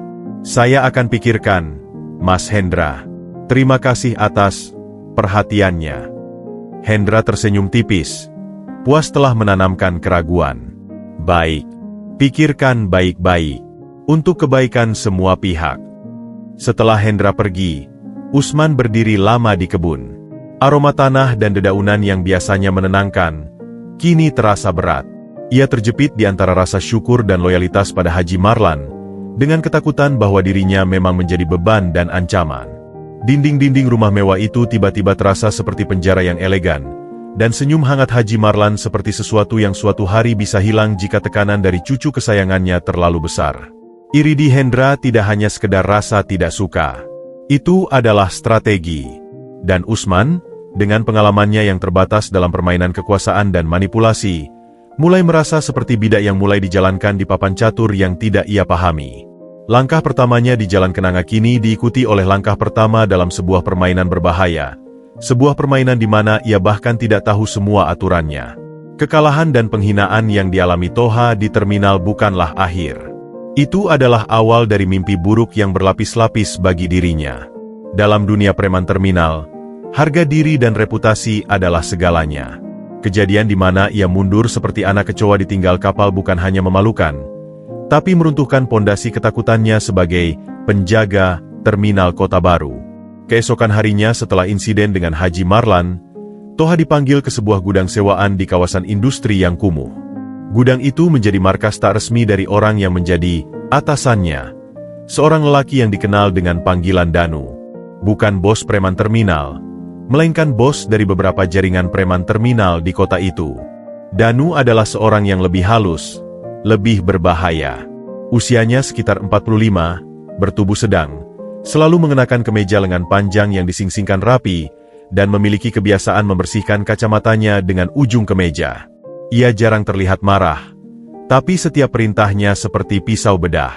Di dalam gudang yang remang-remang, hanya diterangi lampu neon yang berkedip, Toha berdiri gemetar menghadap Danu yang sedang duduk di belakang meja besi, menghitung uang. Jadi, kata Danu tanpa mengangkat kepala, suaranya serak karena rokok kretek. Kamu bilang, seorang pria tua berjas, dengan 2 pengawal, membuat kamu beserta 2 orang lain lari seperti tikus. Bukan sembarang pria tua, Bang Danu. Itu Haji Marlan dari Jalan Kenanga, jawab Toha, berkeringat dingin. Danu berhenti menghitung. Ia meletakkan uangnya, mengangkat kepala. Matanya di balik kacamata bening itu tajam dan dingin. Haji Marlan. Sudah lama aku tidak mendengar nama itu. Ia berdiri, berjalan perlahan mengelilingi Toha seperti seekor singau mengelilingi mangsanya. Kamu tahu siapa dia, Toha? Dulu, dengar-dengar dia punya pengaruh besar, Bang. Tapi kan sudah tua, saya kira. Kamu kira? Danu menyela, suaranya mendesis. Kamu pikir pengaruh itu seperti susu? Bisa kadaluarsa? Pengaruh seperti miliknya itu seperti anggur. Semakin tua semakin kuat dan berbahaya. Dia punya kenangan yang dipegang banyak orang penting di kota ini. Dia punya informasi yang bisa membuat banyak orang takut. Dan yang paling penting, Danu berhenti tepat di depan Toha. Dia punya prinsip. Prinsipnya itulah yang membuatnya tidak takut pada preman seperti kita, atau bahkan pada polisi yang makan dari kita. Toha semakin ketakutan. Saya minta maaf, Bang. Saya tidak tahu. Ketidaktahuanmu sudah merugikan kita, geram Danu. Dia kembali ke mejanya, mengambil sebuah kalkulator dan menekan-nekan dengan cepat. Karena tindakan bodohmu, terminal Kota Baru sekarang jadi bahan cemoohan. Sopir-sopir dan pedagang mulai berani melirik. Mereka lihat kamu lari, mereka pikir kita lemah. Untuk mengembalikan rasa hormat itu, butuh waktu dan uang. Dan untuk itu, ia menatap Toha, kamu harus bayar denda. 5 juta. Dalam 3 hari. Toha nyaris terjengkang. 5 juta. Bang? Itu, saya tidak punya. Itu bukan urusanku, kata Danu dingin. Tapi, aku bisa memberimu kesempatan lain. Ia duduk kembali, menyilangkan kaki. Haji Marlan ini, kenapa tiba-tiba muncul membela seorang pengamen? Apa hubungannya? Saya tidak tahu persis, Bang. Tapi, si pengamen itu pakai liontin kayu aneh. Dan si Haji bilang itu soal hutang sama kakek si pengamen. Danu mendengarkan dengan saksama. Matanya berbinar, seperti anjing pencium yang menemukan jejak. Liontin kayu, hutang, kakek. Ia mengulang perlahan. Cari tahu, siapa pengamen itu? Nama aslinya? Dari mana asalnya? Siapa kakeknya? Dan yang paling penting, apa sebenarnya yang diinginkan Haji Marlan darinya? Apakah hanya sekadar belas kasihan? Atau ada sesuatu yang lebih bernilai? Tapi, bagaimana caranya, Bang? Saya tidak bisa dekat-dekat lagi. Dia pasti akan lapor ke si Haji. Gunakan mata-mata. Bayangkan saja. Atau, Danu tersenyum tipis. Sebuah senyum yang membuat bulu kuduk Toha berdiri. Kamu bisa dekati orang terdekatnya. Keluarganya. Temannya. Pasti ada. Setiap orang punya kelemahan. Perintah itu jelas. Toha mengangguk, meski hatinya merasa kotor. Tapi ia terjepit. 5 juta adalah angka yang mustahil baginya. Satu-satunya jalan adalah menuruti perintah Danu. Minggu-minggu berikutnya, Toha dan 2 anak buahnya yang setia, jangkung dan botak, mulai mengumpulkan informasi tentang Usman. Mereka menyamar sebagai tukang ojek online, pedagang asongan, atau sekadar pengamen lain. Mereka menemukan bahwa Usman sudah tidak lagi muncul di terminal. Bertanya ke sana-sini, mereka akhirnya mendapatkan petunjuk dari seorang pedagang sate yang biasa mangkal di dekat terminal. Katanya sih dia diambil sama orang kaya, tinggal di Jalan Kenanga. Nasib bae, kalean, kata pedagang itu. Jalan Kenanga. Nama itu lagi-lagi muncul, seperti mantra yang menandai wilayah terlarang. Toha memberanikan diri untuk melakukan pengawasan dari kejauhan di ujung jalan tersebut. Dari sana, ia melihat Usman beberapa kali, keluar pagar dengan pakaian yang lebih rapi, membawa tas buku, atau membantu seorang lelaki tua di kebun. Kehidupan Usman yang baru itu terlihat damai dan teratur, jauh dari dunia terminal yang keras. Dan itu membuat iri hati Toha berubah menjadi dendam yang lebih dalam. Suatu sore, saat Toha sedang mengamati dari warung kopi di ujung jalan, ia melihat seorang gadis muda keluar dari gerbang yang sama, berjalan ke arah halte bus. Wajahnya mirip dengan Usman. Adiknya, pikir Toha. Informasi dari pedagang sate menyebut Usman punya adik perempuan. Inilah kelemahan yang dicari Danu. Toha mengikuti gadis itu dari kejauhan. Ia melihatnya turun di sebuah pasar tradisional, membeli sayuran dan beberapa bungkusan. Gadis itu, Salma, tampak ceria dan tidak waspada. Dia tidak tahu bahwa mata-mata sedang mengintai setiap langkahnya. Toha melaporkan temuannya pada Danu. Ada adik perempuannya. Bisa jadi target. Danu mengangguk puas. Bagus. Tapi jangan buru-buru. Kita perlu tahu lebih dulu apa nilai sebenarnya dari si pengamen ini bagi Haji Marlan. Apakah dia sekadar proyek amal, atau ada sesuatu yang dia simpan? Firasat bisnis Danu bergetar. Pengalaman membuktikan, di balik aksi, baik hati, orang-orang seperti Haji Marlan, seringkali tersimpan motif yang lebih dalam, mungkin terkait harta atau rahasia lama. Sementara itu, perintah Danu, kamu dan anak buahmu tetap awasi. Catat rutinitas mereka. Siapa yang sering datang? Apakah ada polisi atau orang-orang mencurigakan lainnya? Dan, ia menatap Toha, jaga jarak. Jangan sampai ketahuan. Jika Haji Marlan sampai tahu kamu mengintai lagi, kali ini bukan cuma denda. Kamu akan jadi contoh. Ancaman itu nyata. Toha mengerti. Ia dan anak buahnya kini hidup dalam ketakutan ganda, takut pada Danu, dan lebih takut lagi pada Haji Marlan yang misterius itu. Jangkauan Toha mungkin secara fisik telah pupus dari hadapan Usman, tetapi dalam bayang-bayang, jaringnya justru semakin luas dan berbahaya. Mereka adalah laba-laba yang sabar, menunggu di sudut gelap, memperhatikan setiap gerak-gerik mangsa yang kini hidup dalam ilusi keamanan di balik tembok tinggi Jalan Kenanga. Dan di markas Danu, sebuah peta kecil mulai dibuat. Di atasnya, ada pin yang menandai lokasi terminal Kota Baru, Jalan Kenanga nomor 15, pasar tempat Salma berbelanja, dan halte bus yang sering digunakan. Sebuah rencana mulai disusun, bukan untuk menyerang langsung, tapi untuk memahami, mengeksploitasi kelemahan, dan pada akhirnya, mengambil keuntungan dari situasi apapun yang muncul. Mereka percaya, di balik setiap kebaikan, pasti ada celah untuk kejahatan. Dan mereka adalah ahli dalam menemukan celah-celah itu. Tugas Usman merapikan perpustakaan Haji Marlan menjadi pelarian favoritnya dari kegelisahan yang ditimbulkan oleh Hendra dan kecemasannya sendiri. Di antara rak-rak buku yang tinggi dan sunyi, waktu terasa berbeda.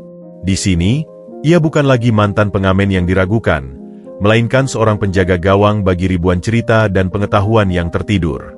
Minggu itu, Haji Marlan memberikan tugas spesifik, membersihkan dan mendata koleksi di rak sudut paling belakang, dekat jendela kaca patri yang menggambarkan pohon kehidupan. Rak itu, menurut Haji Marlan, berisi buku-buku warisan dari ayahnya, seorang bekas guru dan sejarawan amatir. Banyak di antaranya berbahasa Belanda dan Jawa kuno. Hati-hati, mereka sangat rapuh, pesannya. Usman melakukannya dengan penuh hikmat. Dengan kuas bulu halus dan kain microfiber, ia membersihkan setiap jilid buku dari debu yang menumpuk mungkin selama puluhan tahun. Aroma kertas tua, lapuk, dan kapur barus memenuhi udara. Ia menemukan buku-buku tentang adat istiadat Jawa, laporan-laporan kolonial, buku harian perjalanan, dan bahkan naskah-naskah kuno yang disalin dengan tangan. Suatu sore, saat ia sedang membersihkan deretan buku besar berjilid kulit berwarna coklat tua, ia merasakan sesuatu yang aneh. Bagian belakang rak itu, di balik barisan buku-buku tebal, terasa lebih dangkal dari rak lainnya. Rasa penasaran yang biasanya ia tekan muncul kuat. Dengan hati-hati, ia menggeser beberapa buku ke samping. Di sana, tersembunyi di balik buku-buku, bukanlah dinding kayu, melainkan sebuah panel kayu yang tampak bisa digeser. Jantung Usman berdebar kencang. Ini seperti petualangan dalam novel. Setelah memastikan tidak ada yang melihat, Haji Marlan sedang tidur siang, rumah sepi, ia menekan panel itu perlahan. Dengan suara berderit halus, panel itu bergeser ke samping, membuka sebuah ceruk kecil, selebar 2 buku. Di dalam ceruk itu, terbaring sebuah kotak kayu. Bukan kotak mewah berukir atau berlapis emas. Kotak ini sederhana, terbuat dari kayu jati tua yang solid, dengan permukaan yang halus karena sering dipegang. Hanya ada sebuah kunci kecil yang sudah berkarat di bagian depannya. Kotak itu berukuran sebesar buku catatan tebal. Usman mengangkatnya dengan tangan gemetar. Kotak itu lebih berat dari yang dikira. Ia menempatkannya di atas meja kecil di dekat jendela. Cahaya sore menerpa kotak itu, memperlihatkan serat-serat kayu yang indah. Untuk sesaat, ia ragu. Ini jelas rahasia. Membukanya berarti melanggar kepercayaan Haji Marlan.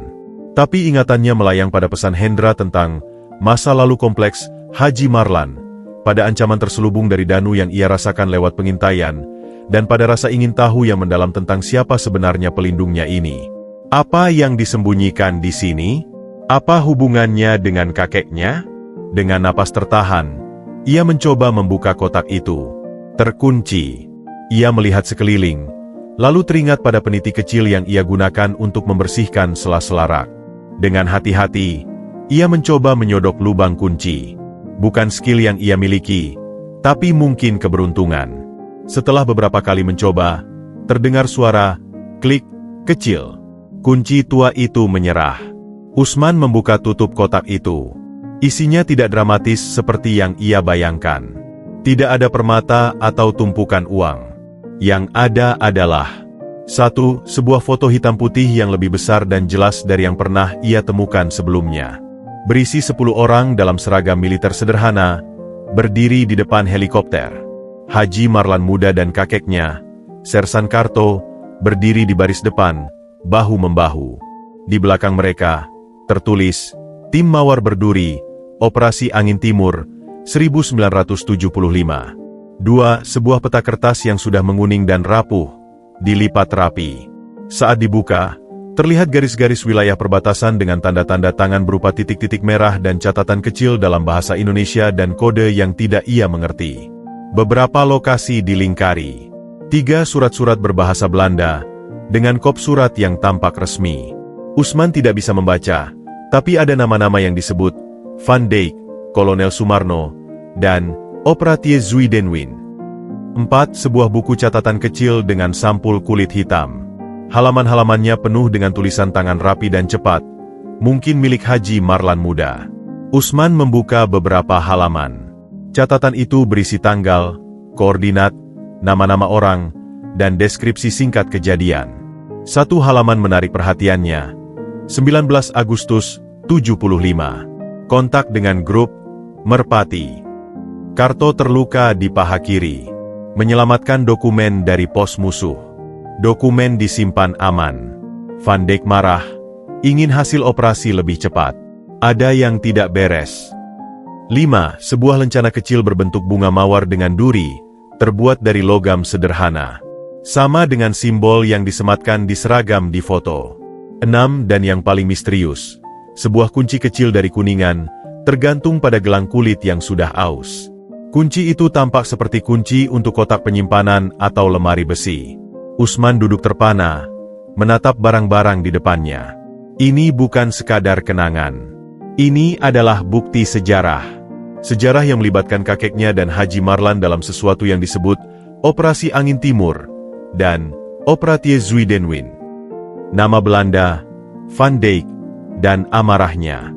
Dokumen yang disimpan aman. Apa yang tidak beres? Jari-jarinya membalik halaman buku catatan lagi. Ia menemukan entry lain. 5 September 75. Van Dijk menekan untuk menemukan paket. Karto menolak memberikan lokasi. Konflik memanas. Kami dipindahkan. Janji pada Karto, paket akan tetap aman sampai waktu yang tepat, atau tidak sama sekali. Paket. Apa itu? Uang? Senjata? Dokumen rahasia? Tiba-tiba, suara langkah kaki di lorong membuatnya kaget. Dengan cepat, ia menata kembali semua barang ke dalam kotak, menutupnya, dan mengembalikannya ke ceruk rahasia. Ia menutup panel kayu dan menggeser buku-buku kembali ke posisi semula tepat saat pintu perpustakaan terbuka. Bukan Haji Marlan, melainkan Ibu Surti yang membawa baki berisi teh dan kue. "Wah, masih bekerja keras, Mas Usman. Ini tehnya." "Terima kasih, Bu," jawab Usman, berusaha tenang meski jantungnya berdegup kencang.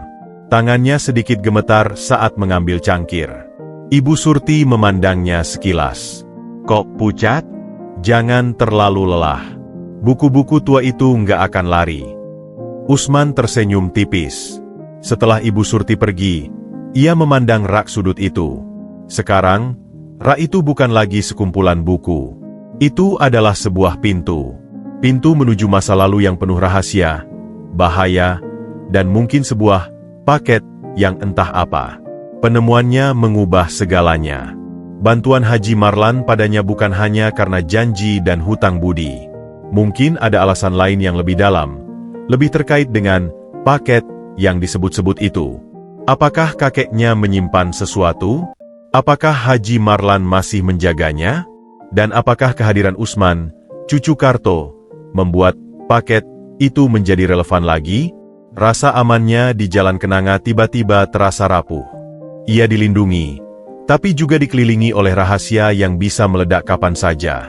Hendra dengan ketamakannya, Danu dengan jaringan premannya, dan sekarang, masa lalu Haji Marlan yang gelap dan penuh operasi rahasia. Semuanya berputar di sekitar dirinya, tanpa ia benar-benar mengerti peran apa yang ia mainkan.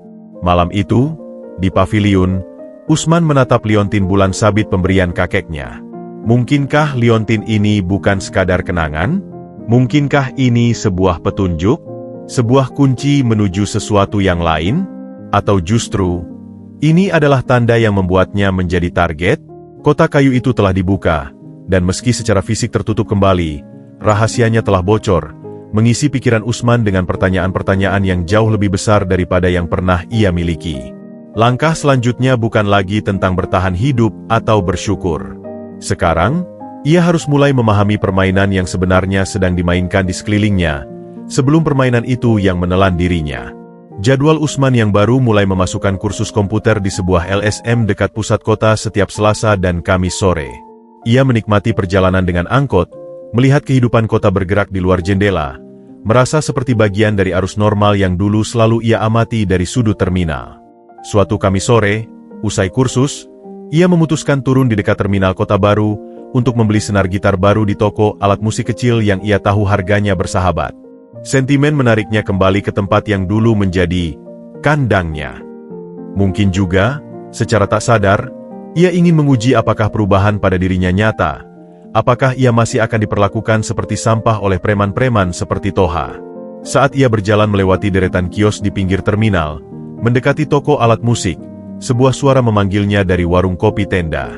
"Usman." "Hei, Usman." Ia menoleh. Di sebuah meja plastik, duduk seorang lelaki muda berbadan tegap dengan kemeja polo sederhana dan celana chino. Wajahnya terbuka, ramah, dengan sorot mata yang jernih dan waspada. Usman mengenalinya, Letnan Bima. Polisi muda yang sering nongkrong di terminal ini, lebih banyak minum kopi dan mengobrol dengan pedagang daripada menilang atau memeras. Bima dikenal sebagai polisi baik, anomali di lingkungan terminal. "Pak Bima," sapa Usman, mendekat dengan sedikit ragu. Pengalamannya dengan aparat tidak selalu positif. "Sudah lama nggak kelihatan. Dengar-dengar kabarmu baik," kata Bima, menyodorkan kursi plastik. "Duduk, minum kopi. Gue yang traktir." Usman duduk, merasa agak ganjil. "Saya cuma mau beli senar, Pak." "Nanti saja. Gak lama." Bima memesan 2 kopi hitam lagi pada penjaga warung. Matanya mengamati Usman dengan cermat. Baju baru, sepatu juga, dan auranya beda. Bukan pengamen Usman yang dulu. Usman tersenyum malu. "Sedikit rezeki, Pak. Dapat kerjaan." "Kerjaan di Jalan Kenanga, ya?" tanya Bima langsung, tanpa basa-basi. Usman terkejut. "Bagaimana Pak Bima tahu?" Bima tersenyum, menyeruput kopinya. Terminal ini seperti pusat informasi. As. Semua orang tahu semua hal. Apalagi soal kejadian waktu itu dengan Toha dan pria tua berjas. Ceritanya menyebar cepat. Ada yang bilang kamu diangkat anak sama jenderal pensiunan. Ada yang bilang kamu sebenarnya anak hilang orang kaya. Keduanya salah, jawab Usman pendek. Ia tidak nyaman. Aku tahu. Bima menatapnya serius. Aku juga tahu siapa Haji Marlan. Bukan dari gosip terminal, tapi dari arsip lama dan cerita senior. Usman diam, menunggu. Gue nggak mau ikut campur urusan orang, As. Tapi sebagai teman, dan semoga kita bisa berteman, gue mau kasih peringatan. Bima menurunkan suaranya. Hidupmu berubah terlalu cepat. Dan di dunia ini, perubahan drastis selalu menarik perhatian. Bukan hanya perhatian baik. Apa maksudnya, Pak? Ada dua jenis perhatian yang harus kau waspadai, jelas Bima, menghitung dengan jari. Pertama, dari orang-orang seperti Toha dan jaringan di belakangnya. Mereka dendam, malu, dan penasaran. Mereka ingin tahu apa yang membuatmu spesial sampai seorang Haji Marlan turun tangan. Mereka akan mengawasimu, dan jika ada kesempatan, mereka akan coba manfaatkan atau jatuhkan. Usman mengangguk pelan. Ia sudah merasakan mata-mata itu. Kedua, lanjut Bima, suaranya semakin rendah. Dari dalam lingkaran Haji Marlan sendiri. Dia punya masa lalu yang kompleks. Bukan hitam putih. Dia terlibat dalam hal-hal besar di masa lalu. Dan orang-orang seperti itu punya musuh. Musuh yang mungkin sudah lama mengintai, menunggu kelemahan. Dan sekarang, kamu bisa jadi kelemahan itu. Atau sebaliknya, kamu bisa jadi kunci yang membuka sesuatu. Perkataan Bima itu mengingatkannya pada isi kotak kayu rahasia. Pak Bima tahu soal Operasi Angin Timur atau Van Dijk? Tanya Usman berhati-hati. Sekilas, mata Bima berbinar tajam, lalu kembali normal. Jadi kamu sudah mulai menemukan sesuatu, gumamnya. Hati-hati, As. Nama-nama seperti itu jangan diucapkan sembarangan. Masih ada orang yang tidurnya tidak nyenyak kalau mendengar nama-nama itu. Tapi siapa mereka? Apa yang terjadi? Bima menghela napas, memandang ke arah terminal yang ramai seolah memastikan tidak ada yang menguping. Yang aku tahu dari cerita terbatas, dulu ada operasi lintas batas, sangat rahasia, melibatkan unsur kita dan pihak asing tertentu. Ada kontrak, ada janji, ada uang, dan ada pengkhianatan. Banyak yang tidak jelas. Beberapa orang hilang. Beberapa dokumen rahasia lenyap. Dan Haji Marlan serta kakekmu ada di pusatnya. Dokumen rahasia. Usman teringat pada paket dalam buku catatan. Ya, konon, ada satu set dokumen yang bisa membongkar banyak hal. Penggelapan dana operasi, kerjasama ilegal, bahkan mungkin pembunuhan terselubung. Dokumen itu jadi rebutan.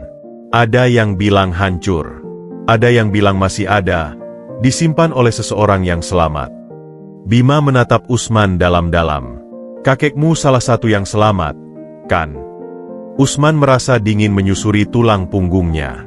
Jadi, Bapak Haji melindungi saya mungkin karena saya cucu dari orang yang menyimpan rahasia itu. Bisa jadi. Atau mungkin dia hanya menepati janji seperti yang dia bilang. Tapi yang pasti, dengan dekat dengan dia, kau masuk dalam radar banyak orang. Termasuk atasan gue di Polres yang mungkin punya kepentingan berbeda dengan Haji Marlan. Polisi juga bermasalah? Tanya Usman, kaget. Bima tersenyum getir. As, di tingkat tertentu, polisi, preman, pengusaha, politisi, garisnya sering kabur. Aku masih idealis. Makanya bertahun-tahun cuma jadi letnan yang nongkrong di terminal. Tapi tidak semua seperti aku. Ada yang melihat Haji Marlan sebagai batu sandungan, atau sebaliknya, sebagai sumber yang bisa dieksploitasi. Usman terdiam, pikirannya kacau. Ia hanya ingin hidup tenang, menyembuhkan ibunya, membahagiakan adiknya. Tapi ternyata, ia terjebak dalam arus bawah yang jauh lebih berbahaya. Lalu, apa yang harus saya lakukan, Pak Bima? Pertama, jaga dirimu. waspada. Perhatikan sekeliling. Kedua, jaga adikmu.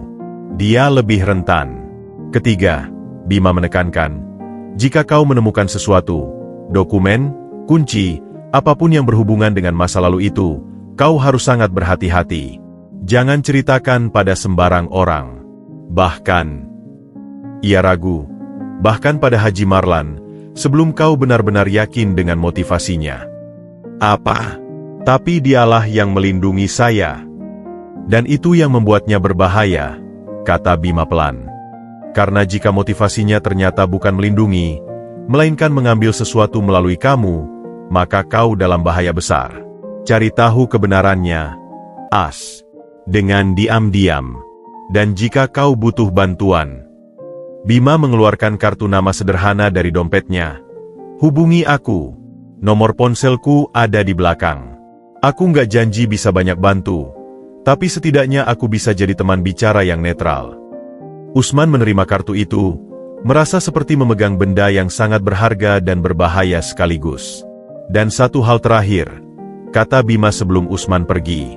Hendra, cucu Haji Marlan. Hati-hati dengan dia. Dia punya ambisi besar, dan orang ambisius biasanya punya moral yang fleksibel. Dia bisa jadi sekutu, atau musuh terdekatmu. Percakapan itu berakhir.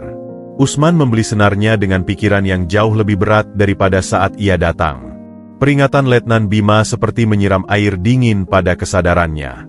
Ia telah masuk ke dalam permainan yang lebih besar, dengan pemain-pemain yang tidak ia kenal dan aturan yang tidak ia pahami. Perjalanan pulang ke Jalan Kenanga terasa berbeda. Setiap orang di angkot, setiap motor yang melintas, setiap tatapan sekilas, seolah punya niat tersembunyi.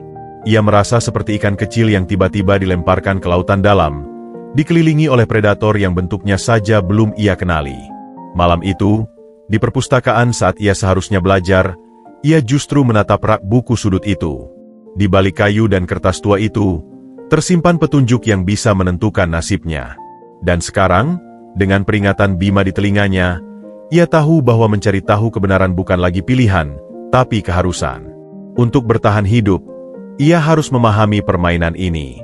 Dan langkah pertamanya adalah memecahkan kode masa lalu yang tersembunyi di dalam kotak kayu itu, sebelum orang lain, entah itu Danu, Hendra, atau bahkan Haji Marlan sendiri, melakukannya lebih dulu. Keputusan untuk pulang kampung matang setelah Usman menerima telepon dari tetangga sebelah rumah. Suara Bu Darmi, tetangga yang baik hati itu, terdengar cemas di ujung telepon. Loh, men. Ibumu batuknya makin jadi. Kemarin sempat sesak.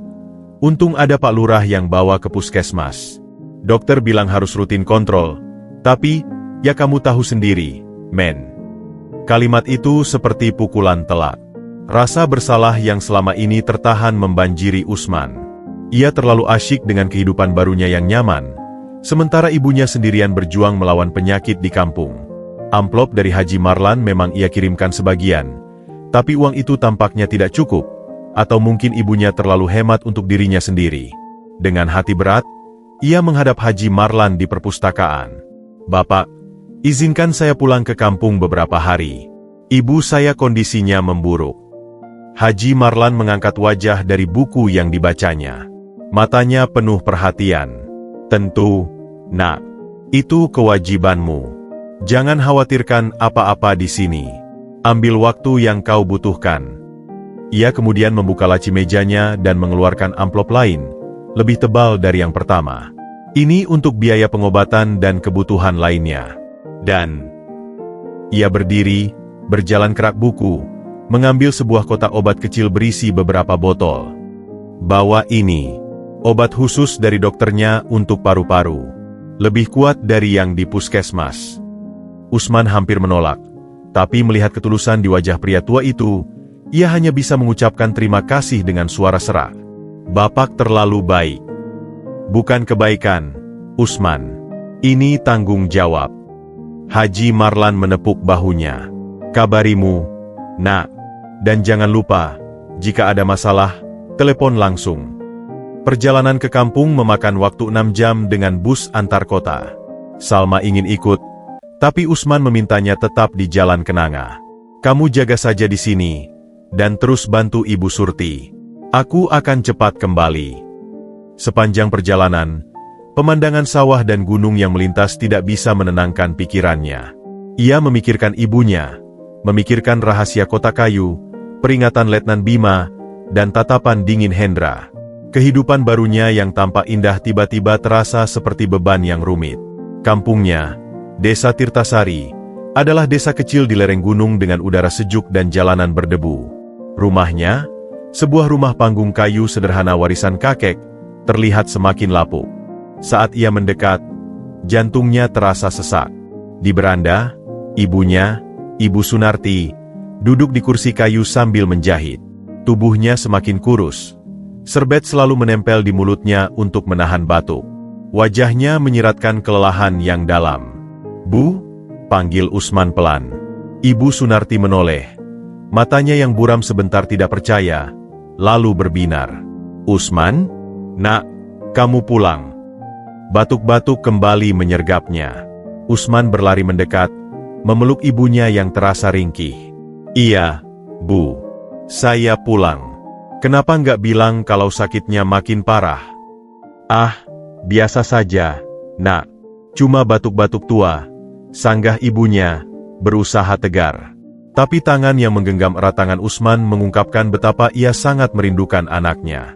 Hari-hari berikutnya, Usman sibuk merawat ibunya, membawanya ke dokter spesialis di kota kabupaten dengan uang dari Haji Marlan, dan memperbaiki bagian rumah yang rusak. Kehadirannya membawa kehidupan baru bagi rumah itu. Tetangga berdatangan, penasaran dengan perubahan nasib Usman yang mereka dengar dari cerita Bu Darmi. "Katanya kamu diangkat anak orang kaya, Men?" tanya Pak Jono, tetangga depan. Usman tersenyum, menghindari detail. "Cuma dapat kerjaan yang baik, Pak. Dan bos saya sangat baik." Malam kedua kepulangannya, setelah ibunya tertidur lelap karena obat, Usman duduk di teras memandang langit berbintang. Pikirannya kembali ke kota kayu dan paket misterius. Jika kakeknya terlibat, mungkin ada petunjuk di rumah ini. Ia masuk ke dalam, ke kamar kecil yang dulu digunakan kakeknya sebagai gudang, sekarang berisi tumpukan barang rongsokan dan kenangan. Dengan senter ponsel, ia menyusuri tumpukan itu. Peti kayu tua, alat pertanian berkarat, buku-buku pelajaran usang. Di sudut paling gelap, tertumpuk beberapa kardus berdebu. Ia membuka satu persatu. Kebanyakan berisi pakaian lama dan surat-surat tidak penting. Sampai pada kardus terakhir, yang dilapisi plastik hitam. Di dalamnya, ada sebuah tas tentara hijau tua yang sudah pudar. Jantung Usman berdebar kencang. Ia membuka tas itu. Isinya, seragam tentara lusuh milik kakeknya, beberapa medali dalam kotak kecil, dan sebuah map kulit yang sudah retak-retak. Dengan tangan gemetar, ia membuka map itu. Isinya bukan dokumen pemerintah, melainkan surat-surat pribadi. Surat dari Haji Marlan muda kepada kakeknya, yang masih dipanggil Karto. Surat-surat itu bercerita tentang kehidupan setelah operasi, tentang kerinduan, dan tentang sebuah kalimat yang berulang. "Simpan baik-baik titipan kita. Jangan sampai jatuh ke tangan yang salah. Itu adalah amanah, dan juga jaminan keselamatan kita." Titipan pasti, paket, itu. Lalu, di bagian paling bawah map, ia menemukan selembar kertas yang berbeda. Surat wasiat tulisan tangan kakeknya sendiri, ditandatangani dan disaksikan oleh 2 orang, beberapa bulan sebelum kakeknya meninggal. Surat itu berbunyi, "Kepada anak cucuku, jika kalian membaca ini, berarti aku sudah tiada. Aku meninggalkan sedikit harta, tapi ada satu hal yang lebih penting, sebuah amanah. Bersama sahabatku, Marlan, kami menyimpan sebuah bukti dari masa lalu yang kelam. Bukti itu dapat membahayakan, tetapi juga dapat menjadi tameng. Lokasinya hanya kami berdua yang tahu. Jika suatu hari Marlan datang mencarimu, percayalah padanya. Tapi jika yang datang adalah orang lain, berhati-hatilah. Mereka menginginkan bukti itu untuk menghancurkan, bukan untuk menegakkan keadilan. Hiduplah dengan jujur dan berhati-hatilah. Dunia ini tidak selalu seperti yang terlihat. Kakekmu, Karto." Usman membacanya berulang-ulang, bulu kuduknya berdiri. Surat wasiat ini mengkonfirmasi segalanya. Ada sebuah bukti, dokumen, yang disembunyikan. Haji Marlan adalah partner dalam menyimpannya. Dan ada orang lain yang mengincarnya. Tapi di mana lokasinya? Surat wasiat tidak memberi petunjuk. Liontin? Atau ada petunjuk lain di dalam rumah? Ia kembali memeriksa tas tentara itu dengan lebih teliti. Di bagian dalam lapisan tas, jahitannya terasa lebih tebal. Dengan hati-hati, ia menyobek jahitan itu dengan pisau saku. Dari dalam, ia mengeluarkan sepotong kecil kain katun yang dilipat rapi. Bukan kain biasa. Itu adalah sebuah peta mini yang dilukis dengan tinta pada sepotong kain. Sebuah diagram sederhana, gambar gunung, sungai, dan sebuah pohon besar dengan tanda X di akarnya. Di sudut kain, tertulis, di bawah pelindung si lelaki tua. Si Leli tua. Itu adalah nama pohon beringin besar yang tumbuh di lereng gunung dekat kuburan desa, tempat ia dan kakeknya sering duduk-duduk dulu. Petunjuknya jelas. Paket, atau bukti, itu terkubur di bawah pohon beringin tua. Usman menggigit bibirnya. Ia harus memeriksa. Tapi sekarang, malam sudah larut. Dan jika benar ada sesuatu di sana, apakah ia harus mengambilnya? Peringatan Bima kembali terngiang. Jika kau menemukan sesuatu, kau harus sangat berhati-hati. Namun, rasa penasaran dan sebuah dorongan untuk melindungi ibunya, Salma, bahkan mungkin Haji Marlan dari bahaya yang tidak ia ketahui, mengalahkan rasa hati-hati. Dengan senter di tangan, ia menyelinap keluar rumah, menuju lereng gunung dan kuburan desa. Pohon beringin tua itu terlihat angker di malam hari, akar-akarnya menjalar seperti ular raksasa. Di bawah cahaya bulan sabit, mirip liontinnya, ia mencari tanda X. Di antara akar-akar yang membentuk gua kecil, ia melihat sebuah batu datar yang berbeda. Saat diangkat, di bawahnya ada lubang kecil. Dengan jantung berdegup kencang, ia memasukkan tangan ke dalam lubang. Tangannya menyentuh sesuatu yang terbungkus plastik dan kain. Ia menariknya keluar. Sebuah bungkusan persegi panjang, seukuran buku tebal, dibungkus rapat dengan plastik dan dilapisi kain minyak. Ini dia, paket yang selama ini menjadi misteri. Usman tidak membukanya di sana. Ia cepat-cepat mengembalikan batu, menyembunyikan bungkusan itu di dalam jaketnya, dan berjalan cepat pulang. Sepanjang jalan, ia merasa seperti diikuti. Setiap desau angin dan suara binatang malam membuatnya semakin tegang. Sampai di rumah, ia menyembunyikan bungkusan itu di bawah tempat tidurnya. Malam itu, ia tidak bisa tidur. Bungkusan itu terasa panas, seperti bara di kamarnya. Ia telah menemukan apa yang dicari banyak orang. Sekarang, pertanyaan besarnya adalah, apa yang harus ia lakukan? Memberikannya pada Haji Marlan? Menyimpannya? Atau menghancurkannya?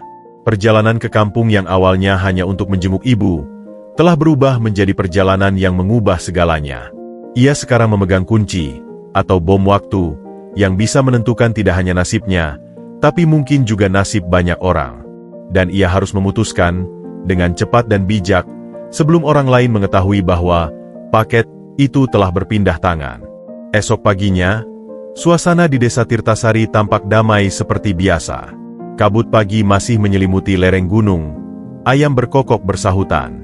Namun, di dalam dada Usman, gelombang kecemasan tak henti-hentinya berdebur.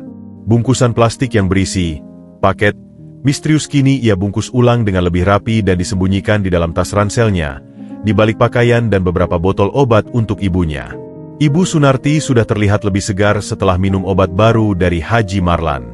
Obat ini manjur, Nak, ucapnya sambil memegang tangan Usman. Siapa bosmu itu? Kita harus berterima kasih. Nanti, Bu.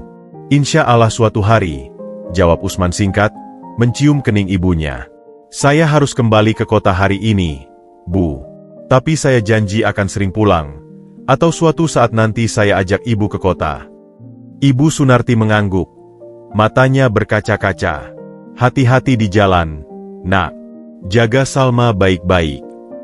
Usman pamit pada tetangga, meninggalkan sejumlah uang pada Budarmi untuk membantu menjaga ibunya, lalu berjalan menuju jalan utama desa untuk menumpu angkutan pedesaan yang akan membawanya ke terminal bus kecil di kota kecamatan. Perjalanan dari desa ke kota kecamatan memakan waktu 1 jam melalui jalan berliku dan sepi. Dari sana, ia harus naik bus antar kota selama 6 jam ke kota tempat jalan kenanga berada. Sepanjang perjalanan dari desa, ia merasakan kegelisahan yang semakin menjadi. Tas ransel di pangkuannya terasa seperti benda asing yang memancarkan sinyal bahaya. Di terminal kecamatan yang ramai dengan pedagang dan penumpang, ia membeli tiket bus dan naik ke dalam bus yang hampir penuh. Ia memilih tempat duduk di barisan tengah, di samping jendela. Tas ransel ia letakkan di pangkuan, lengannya melingkari tas dengan erat. Bus akhirnya bergerak. Usman mencoba menenangkan diri dengan memandang pemandangan sawah dan perkebunan teh yang melintas. Namun, suatu firasat buruk tak mau pergi. Ia beberapa kali menoleh ke belakang, memastikan tidak ada yang mengikutinya. Semua penumpang tampak biasa, ibu-ibu dengan keranjang belanja, bapak-bapak petani, beberapa pemuda dengan earphone. Perjalanan berjalan lancar selama 3 jam pertama. Saat bus berhenti di sebuah warung makan di pinggir jalan untuk istirahat, Usman turun sebentar untuk ke kamar kecil. Ia membawa tasnya kemana-mana. Di warung itu, ia merasa ada sepasang mata mengawasinya. Seorang lelaki berkaos abu-abu dan topi baseball yang duduk sendirian di pojok, minum kopi tanpa memesan makanan. Tapi bisa jadi hanya prasangka. Usman kembali ke bus dengan hati-hati. Sopir bus, seorang bapak berusia 50-an dengan kumis tebal, memandangnya sekilas lewat kaca spion. "Duduk yang nyaman, Mas. Jalan depan agak sepi." Kata-kata itu seperti peringatan samar. Usman mengangguk, makin waspada. Bus melanjutkan perjalanan.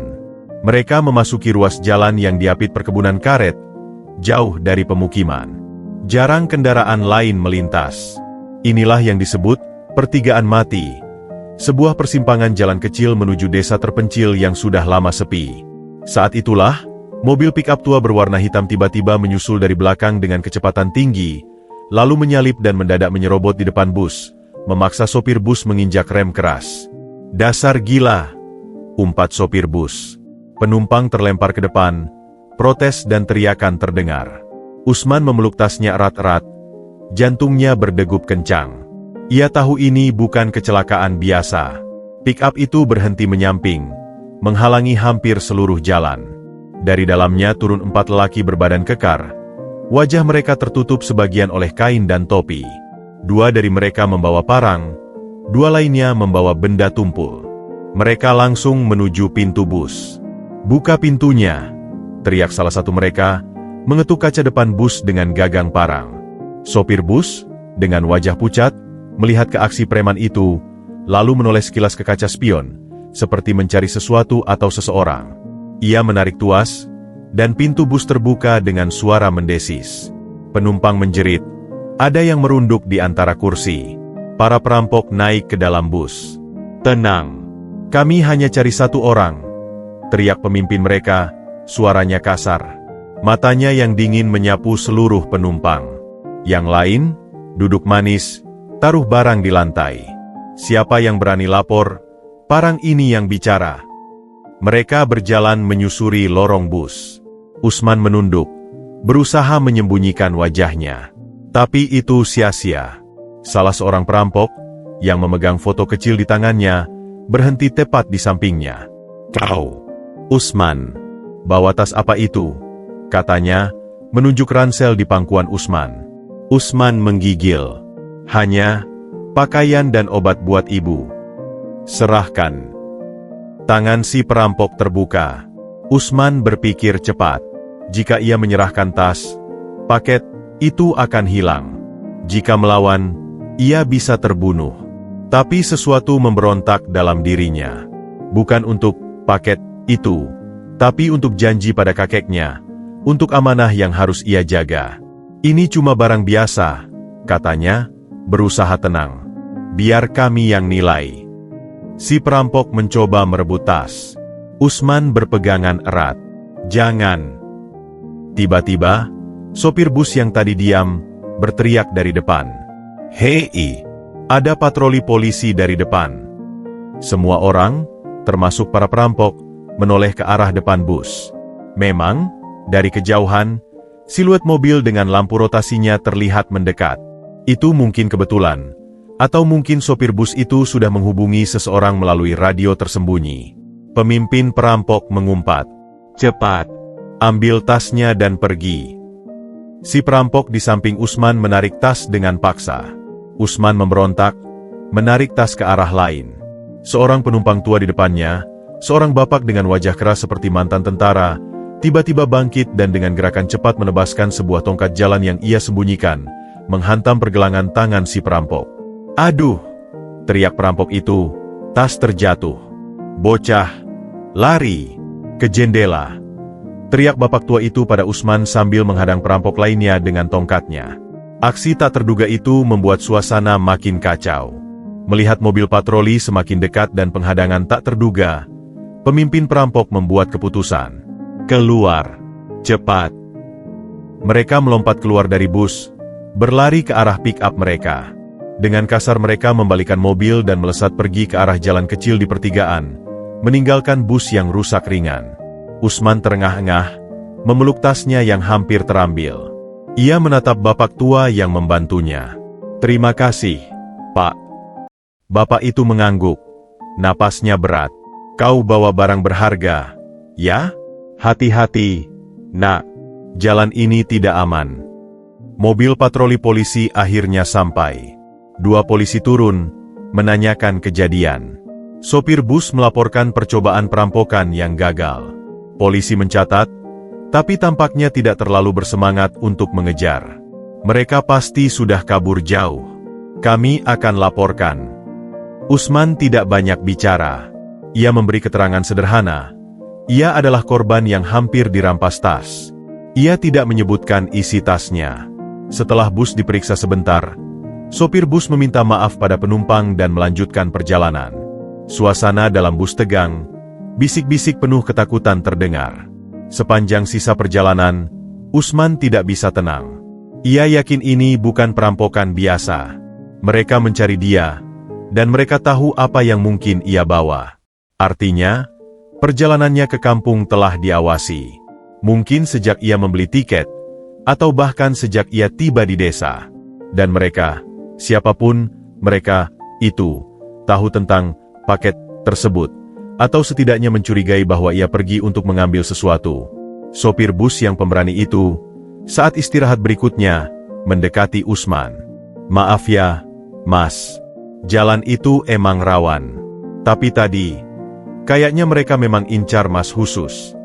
Suaranya rendah. "Ada yang ngibarin, Mas? Hati-hati deh." Usman mengangguk. Rasa terima kasih dan kecurigaan bercampur. Siapa sebenarnya sopir ini? Apakah kebetulan ia membantu? Atau ada peran lain? Sore itu, bus akhirnya tiba di terminal kota. Usman turun dengan lelah dan trauma. Sebelum meninggalkan terminal, ia memastikan tidak ada yang mengikuti. Ia memilih naik ojek online daripada angkot, dan meminta driver untuk berputar-putar sedikit sebelum akhirnya menuju Jalan Kenanga. Saat gerbang besi nomor 15 tertutup di belakangnya, barulah ia bisa menarik napas lega. Namun, kelegaan itu hanya sesaat. Ia telah membawa paket itu masuk ke dalam rumah. Sekarang, bahaya mungkin telah berpindah ke sini, ke tempat yang seharusnya menjadi perlindungannya. Jebakan di pertigaan adalah peringatan yang nyata dan brutal. Permainan telah berubah dari pengintaian dan kata-kata ancaman menjadi aksi fisik yang berbahaya. Dan Usman kini menyadari satu hal, ia tidak bisa hanya menjadi penonton atau korban lagi. Ia harus bertindak, harus memutuskan apa yang harus dilakukan dengan paket ini, sebelum mereka, entah itu jaringan Danu, musuh lama Haji Marlan, atau pihak lain yang belum ia ketahui, kembali menyerang, dengan lebih siap dan lebih kejam. Tas ransel di pangkuannya terasa seperti beban mati. Dan di dalamnya, tersimpan sebuah rahasia yang bisa menjadi penyelamat atau malapetaka bagi semua orang yang ia sayangi. Malam itu di Jalan Kenanga nomor 15 terasa sangat berbeda. Udara yang biasanya sejuk dan damai, kini penuh dengan ketegangan yang tak terucapkan. Usman duduk di kursi di perpustakaan, berhadapan dengan Haji Marlan. Di atas meja di antara mereka, terbaring bungkusan plastik berlapis kain minyak yang baru saja ia keluarkan dari tas ranselnya. Foto, peta, dan buku catatan dari kotak kayu juga ia letakkan di sampingnya. Ia telah memutuskan untuk terbuka. Haji Marlan memandang bungkusan itu tanpa ekspresi. Wajahnya seperti topeng batu. Kedua pengawalnya, Pak Didi dan Pak Anton, berdiri di dekat pintu dengan sikap siaga. Setelah Usman menceritakan segalanya, penemuan kotak kayu, peringatan Letnan Bima, surat wasiat kakeknya, pencarian di pohon beringin, dan serangan di pertigaan, hening yang panjang menyelimuti ruangan. "Apa ini yang mereka sebut paket?" tanya Usman akhirnya, suaranya serak. Haji Marlan mengangguk sangat pelan. "Ya, nak, inilah yang kami simpan selama hampir 50 tahun. Inilah yang membuat sahabatmu, Letnan Bima, memperingatkanmu. Dan inilah yang membuat orang-orang seperti Danu, dan mungkin musuh yang lebih besar, ingin mendapatkannya." Dengan tangan yang tiba-tiba tampak sangat tua dan bergetar, Haji Marlan membuka bungkusan itu. Lapisan demi lapisan dibuka, hingga akhirnya terlihat sebuah map berkunci logam yang sudah berkarat. Ia membukanya dengan sebuah kunci kecil yang ia simpan di rantai kalungnya, tersembunyi di balik bajunya. Dari dalam map, ia mengeluarkan setumpuk dokumen. Beberapa berbahasa Belanda, beberapa berbahasa Indonesia dengan kop resmi militer, dan beberapa foto yang lebih eksplisit. Foto-foto yang menunjukkan transaksi gelap, mayat-mayat yang diselimuti karung, dan beberapa wajah yang kini dikenal sebagai pejabat tinggi yang sudah pensiun. Juga ada catatan keuangan dengan angka-angka yang fantastis dan daftar nama yang panjang. "Ini adalah bukti," kata Haji Marlan, suaranya berat berisi beban sejarah. "Bukti operasi rahasia, Angin Timur, yang dikomandani seorang perwira Belanda bernama Van Dijk, bekerja sama dengan oknum petinggi kita. Tujuannya, membersihkan wilayah perbatasan dari gangguan dengan cara apapun, termasuk pembunuhan di luar hukum, dan menyelundupkan sumber daya alam. Kakekmu dan aku adalah bagian dari tim lapisannya. Kami tidak tahu awalnya, sampai kami menemukan dokumen ini di pos musuh yang kami gempur." "Kakek saya yang menemukan?" tanya Usman. "Ya, dan ketika kami tahu, Van Dijk tahu bahwa kami tahu. Kami menjadi ancaman. Dia memberi pilihan, bergabung dan mendapatkan bagian, atau dihabisi. Kami memilih untuk kabur dengan membawa bukti ini. Itu sebabnya kami dikejar-kejar, dan itulah mengapa kakekmu terluka parah dalam insiden yang akhirnya membuatnya pensiun dini." Haji Marlan menatap Usman. "Janjiku padanya bukan hanya soal menyelamatkan nyawa. Janjiku adalah menjaga bukti ini sampai waktu yang tepat, atau menghancurkannya jika bahayanya terlalu besar, dan untuk melindungi keluarganya." "Dan sekarang," desis Usman, "bahayanya datang lagi. Karena ada yang mencium angin," sahut suara dari pintu. Mereka menoleh. Hendra berdiri di sana, wajahnya pucat. Ia telah mendengarkan. "Kakek, selama ini rumah ini, tanah ini, terancam karena sekumpulan kertas tua." "Ini bukan sekadar kertas, Hendra," kata Haji Marlan tegas. "Ini adalah nyawa. Nyawa orang-orang yang dikhianati. Dan keadilan. Keadilan." Hendra nyaris tertawa getir. "Lihatlah diri Kek. Hidup terkunci dalam ketakutan. Kita bisa kaya, bisa berkuasa, tapi Kek lebih memilih menjadi penjaga kuburan dokumen. Dan sekarang," ia menunjuk Usman, "dia membawa bahaya itu langsung ke depan pintu kita. Preman-preman itu sudah menyerangnya.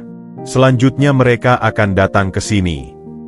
Dan itulah mengapa kita harus mengakhirinya," kata Haji Marlan dengan tenang yang mengerikan. "Sudah cukup.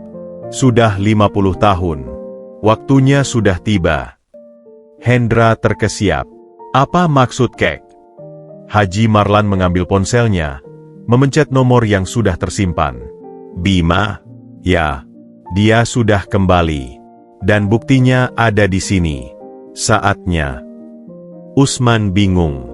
Ternyata Haji Marlan dan Letnan Bima berkomunikasi. Tak lama kemudian, bel rumah berbunyi. Pak Anton membuka pintu, dan Letnan Bima masuk, diikuti oleh 3 orang dalam pakaian preman yang diikat tangan dan tertutup mata. Usman mengenali salah satunya, Toha. 2 lainnya adalah anak buah Danu. "Kami mengamankan mereka yang mengintai di luar," kata Bima. "Danu sendiri masih buron, tapi jaringan terminalnya sudah kami bongkar.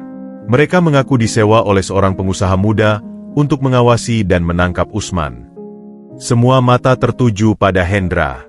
Cucu itu mundur selangkah. Wajahnya berubah dari pucat menjadi merah padam.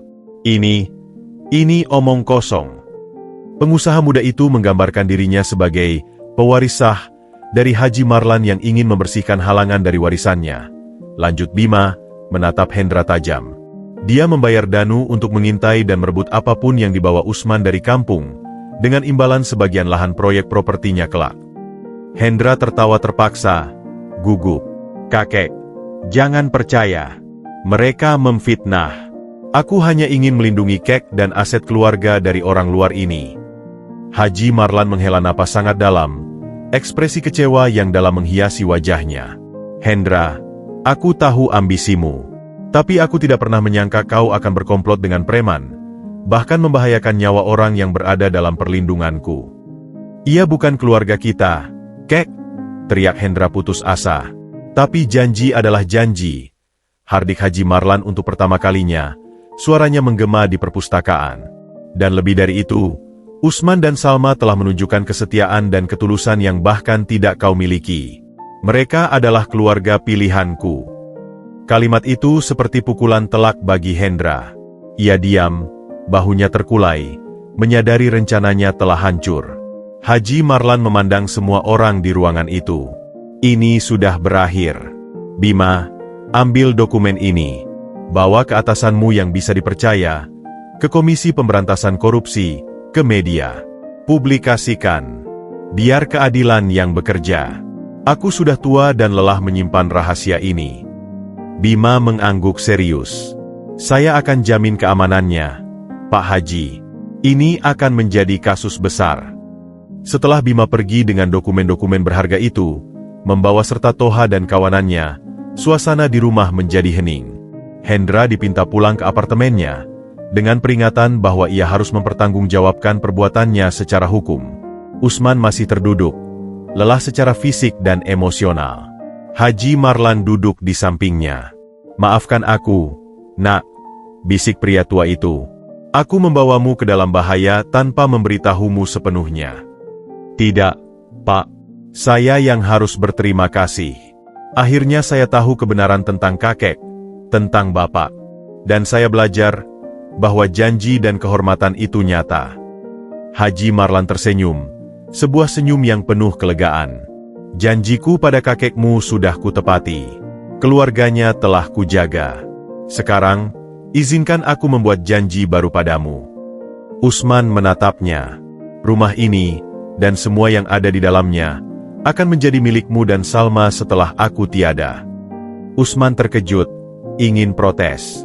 Dengarkan, kata Haji Marlan. Hendra telah kehilangan haknya karena keserakahannya. Kau dan Salma adalah anak-anak yang kakekmu akan banggakan. Gunakan rumah ini untuk kebaikan. Jadikan tempat ini seperti yang kau inginkan. Sebuah yayasan musik untuk anak-anak tidak mampu, mungkin. Atau apapun. Itu janjiku yang terakhir. Air mata mengalir di pipi Usman. Ini terlalu besar. Jangan menangis. Nak, ini bukan tentang kekayaan. Ini tentang meneruskan warisan yang sebenarnya. Warisan kejujuran, keberanian, dan menjaga janji.